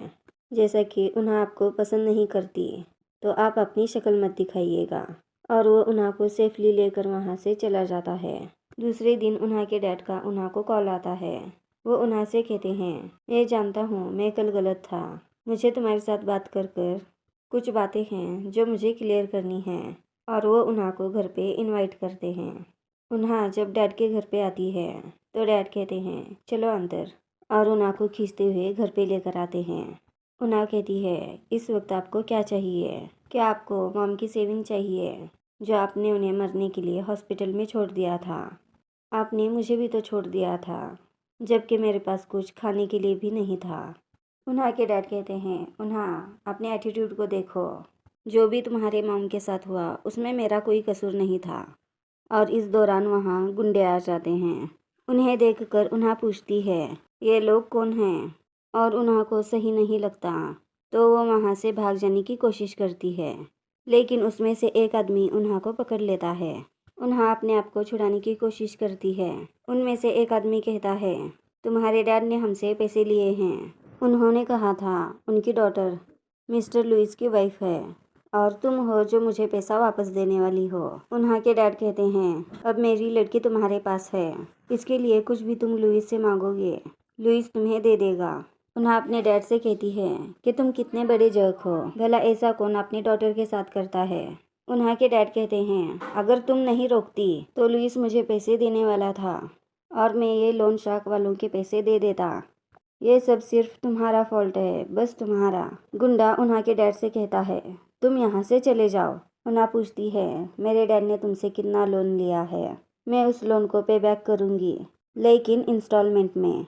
वो गुंडा कहता है, किसने कहा कि हमें सिर्फ पैसे चाहिए? उन्हा पूछती है, फिर तुम्हें क्या चाहिए? और उन्हा को मार के बेहोश कर दिया जाता है। और वो गुंडा सेल्विन को कॉल करके कहता है, ये लड़की हमारे पास है। सेल्विन कहती है, उसे लेकर यहाँ आओ। लुइस सारे दिन उन्हा को कॉल ट्राई कर रहा होता है, लेकिन उन्हा कॉल का आंसर नहीं दे रही होती। लेकिन उस दौरान लुइस को कॉल आता है और उसे कहते हैं, उन्हा हमारे साथ है। लुइस कहता है, मैं यकीन क्यों करूँ? उन्हा की आवाज़ सुनाने के लिए वो गुंडा फ़ोन को उन्हा के पास लेकर जाता है, लेकिन उस वक्त उन्हा कुछ नहीं बोलती। तो वो गुंडा उन्हा को स्लैप मारता है, जिससे उन्हा की चीख निकल जाती है। और यहाँ लुइस बहुत वरीड हो जाता है और लुइस गुंडे से कहता है, उन्हा को टच मत करो, मैं पैसे लेकर आता हूँ। वो गुंडा लुइस के कंफर्मेशन के लिए वो पिक्स भेज देता है। दूसरी तरफ लुइस पैसों के इंतजाम में लग जाता है और सीन शिफ्ट होता है। सेल्विन उन्हा के सामने आ जाती है। सेल्विन को देखकर उन्हा कहती है, तो तुम इन सब के पीछे हो? सेल्विन कहती है, लुइस ने तुम्हें इस बेबी की वजह से रखा है। अगर ये बेबी ही नहीं रहेगा तो वो तुम्हें वाइफ के तौर पर रखेगा भी नहीं। उन्हा कहती है, सेल्विन हम इस पर बैठकर बात करते हैं। सेल्विन को पता चलता है पैसे आ चुके हैं। सेल्विन कहती है, आधे घंटे में 300 मिलियन ट्रांसफ़र हो चुके हैं। वो तो सच में तुम्हारी केयर करता है, लेकिन जो गलती है सारी गलती इस बेबी की है। लुइस के बेबी की माँ बनना तो सिर्फ मैं डिज़र्व करती हूँ। और वो गुस्से में आकर कहने लगती है, ये बेबी दुनिया में आना डिज़र्व नहीं करता। उन्हा कहने लगती है, तुम पहले शांत हो जाओ, बेबी तो इनोसेंट है। सेल्विन उन्हा के नेक को ग्रैब करते हुए कहती है, सोचो अगर ये बेबी नहीं रहेगा तो लुइस वापस मेरे पास आ जाएगा। उन्हा कहती है, लुइस और मैं तो डाइवोर्स लेने वाले हैं। इस बात से तो बेबी का कोई वास्ता नहीं है। सेल्विन कहती है, इस बेबी का वास्ता कैसे नहीं है? इस बेबी की वजह से तो लुइस ने मुझे छोड़ दिया। और उस वक्त सेल्विन नाइफ निकालती है और वो साइकिकली बिहेव करते हुए कहती है, अगर ये बेबी नहीं रहेगा तो लुइस मेरे पास आ जाएगा। वो उन्हा को मारने के लिए नाइफ उठा देती है। उस वक्त दौड़ते हुए लुइस आ जाता है और उन्हा को आवाज़ लगाने की वजह से सेल्विन डिस्ट्रैक्ट होती है और लुइस को नज़दीक आने से मना करती है। लुइस सेल्विन से कहता है, पहले तुम काम हो जाओ और पहले उन्हा को जाने दो। लुइस के मुंह से उन्हा का नाम सुनकर सेल्विन गुस्से में आ जाती है और वो कहती है, हर बार उन्हा उन्हा उन्हा, तुम हमेशा उन्हा की बातें करते हो और उन्हा के ही बारे में सोचते हो। लुइस कहता है, ठीक है, मैं उसे मेंशन नहीं करता, लेकिन तुम अपने हाथ से नाइफ रख दो। तुम्हें जो कुछ भी चाहिए सिर्फ बता दो मुझे, मैं वो तुम्हें सब दूंगा। सेल्विन कहती है, ठीक है, फिर तुम मेरे पास वापस आ जाओ। मैं जानती हूँ लुइस, तुम अभी भी मुझसे प्यार करते हो। अगर उन्हा प्रेग्नेंट नहीं होती तो तुम मेरे साथ होते। लुइस, मैं भी तुम्हें बेबी दे सकती हूँ, फिर तुम्हें इसके साथ रहने की ज़रूरत क्या है? और वो उन्हा से कहती है, लुइस मुझसे बिलोंग करता है और वो मेरा है। अच्छा मौका देखकर लुइस सेल्विन को साइड में करता है और वो उन्हा के पास आकर पूछता है, तुम कहीं हर्ट तो नहीं? उन्हा भी कहती है कि वो बिल्कुल ठीक है। अब तो सेल्विन बहुत ज़्यादा ही गुस्सा हो जाती है और वो कहती है, मुझसे मेरी खुशियाँ कोई भी छीन नहीं सकता। जब लुइस उन्हा को ले जा रहा होता है, पीछे से सेल्विन नाइफ लेकर आती है। उस वक्त उन्हा दिखती है और लुइस को प्रोटेक्ट करने के लिए सामने आ जाती है और इसी ही तरह लुइस उन्हा को बचाने के लिए सामने आकर उन्हा को प्रोटेक्ट करता है और जो नाइफ है वो लुइस को लग जाती है। सेल्विन कपकपाने लगती है क्योंकि वो लुइस को हर्ट करना नहीं चाहती थी और सेल्विन वहाँ से नाइफ फेंक कर चली जाती है। उन्हा लुइस को संभालने लगती है और वो उसकी काफ़ी ज़्यादा चिंता करने लगती है। इसे देखकर लुइस कहता है, डोंट वरी, मैं ठीक हूँ। मुझे पता था तुम्हें मेरी केयर है। उन्हा, प्रॉमिस करो मुझसे, तुम मुझसे डाइवोर्स नहीं लोगी। उन्हा भी रोते हुए कहती है, नहीं, मैं प्रॉमिस करती हूँ, मैं डाइवोर्स का नहीं कहूँगी। और लुइस उस वक्त धीरे धीरे बेहोश हो जाता है और उन्हा काफ़ी ज़्यादा ज़ोर ज़ोर से रोने लगती है। हम सेल्विन को देखते हैं कि उसके हाथ में हथकड़ियाँ हैं और इस वक्त लुइस हॉस्पिटल में होता है और लुइस के पास उन्हा मौजूद होती है। कुछ देर में लुइस की जाग हो जाती है। उन्हा इमीडिएटली जाकर डॉक्टर को बुला कर लेकर आती है। डॉक्टर लुइस को चेक करके कहते हैं, इसकी ज़ख्म गहरी है, ये कुछ काम खुद से नहीं कर सकता। डॉक्टर के जाने के बाद उन्हा पूछती है, अब तुम कैसे हो, तुम्हें कैसा लग रहा है? लुइस कहता है, मुझे अभी भी बहुत कमज़ोरी महसूस हो रही है, मुझ में तो अब ताकत भी नहीं है, मैं बड़े ही मुश्किल से सांस ले रहा हूँ। उन्हा कहती है, क्या हो गया तुम्हें? अभी तो डॉक्टर कह के गए हैं कुछ सीरियस नहीं है। और वो डॉक्टर को बुलाने उठती है। लुइस कहता है, रहने दो, अब मैं ठीक हूँ। उन्हा कहती है, तुमने बचाया है मुझे, इसलिए मुझे तुम्हारी टेक केयर करनी चाहिए। लुइस शरारती अंदाज से पूछता है, उन्हा, क्या मैं तुम्हें परेशान कर रहा हूँ? उन्हा लुइस को सूप पिलाती है। सूप पिलाने के बाद उन्हा पूछती है, क्या ये गर्म है? लुइस पहले तो मना करता है, लेकिन वो सूप सच में गर्म होता है। इसके बाद लुइस कहता है, हाँ थोड़ा गर्म है, और उन्हा लुइस को ब्लो करके सूप पिलाती है। लुइस उन्हा से रोमांटिकली बातें करने लगता है। उस वक्त उन्हा अनकंफर्टेबल होकर लुइस को फास्ट सूप पिलाने लगती है, जिससे लुइस कहता है, रुको रुको, मैं फुल हो गया। इसके बाद उन्हा जब जाने लगती है तब लुइस उन्हा को रोकता है और कहता है, मैं सो नहीं पा रहा, क्या तुम मेरे पास सो नहीं सकती? उन्हा गुस्सा होकर कहती है, तुम अपने लक को ज़्यादा मत आजमाओ। लुइस ड्रामे करते हुए कहता है, बेबी, तुम्हारे डैड की बैक बहुत ही हर्ट है और तुम्हारी मम्मी मेरे साथ ठहरने के लिए भी तैयार नहीं। बताओ मुझे इसके लिए क्या करना चाहिए? लुइस कहता है, बेबी कह रहा है तुम्हें मेरे साथ रुकना चाहिए। उन्हा लुइस के सारे ड्रामे समझती है, लेकिन इस वक्त उन्हा को मानना पड़ता है। लुइस उन्हा को होल्ड करके कहता है, कितने दिन से मैं तुम्हें ऐसे होल्ड कर रहा हूँ। उन्हा कहती है, तुम थक चुके होगे, सो जाओ। लुइस के ड्रामे ख़त्म ही नहीं होते।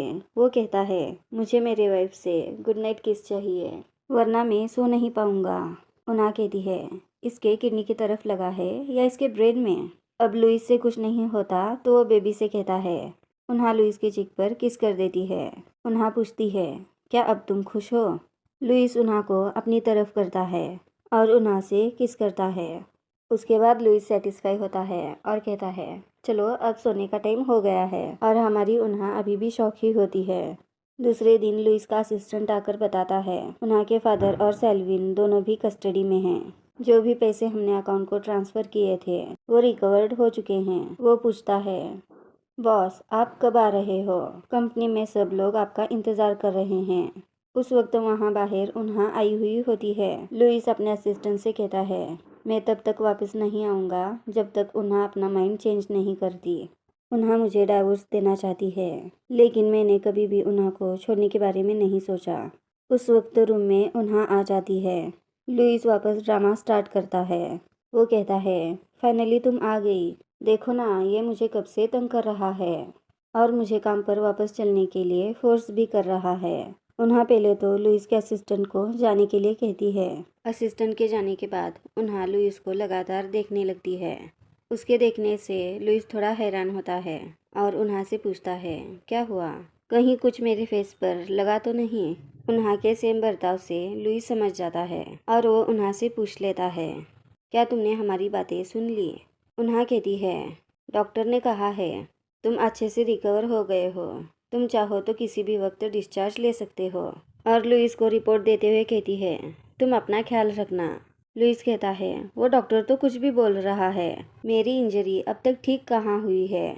लुइस इसी तरह ड्रामे कर रहा होता है। उन्हा कहती है तुम्हारी इंजरी वहाँ नहीं वेस्ट पर है। लुइस अभी भी मानने के लिए तैयार नहीं और वो कहता है ये अभी भी हर्ट हो रहा है। उन्हा लुइस के ड्रामे को समझ जाती है और लुइस से पॉइंट पर आके बात करती है।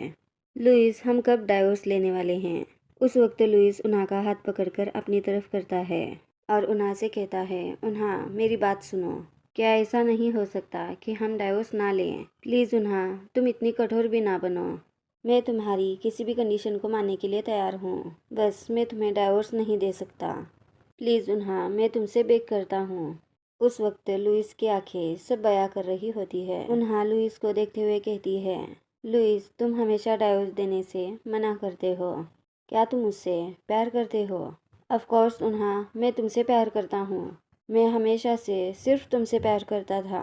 मैंने तुमसे हर वक्त प्यार किया है, यूनिवर्सिटी के दिनों से भी। तुम्हें इस वक्त जोक लग रहा होगा, लेकिन मैं इस बात को एडमिट करता हूँ, मुझे ही मालूम नहीं कि मैं तुमसे कब से प्यार करता हूँ। जब से तुम मुझसे दूर जाने लगी मुझे एहसास होने लगा तुम मेरे लिए इर्रिप्लेसेबल हो।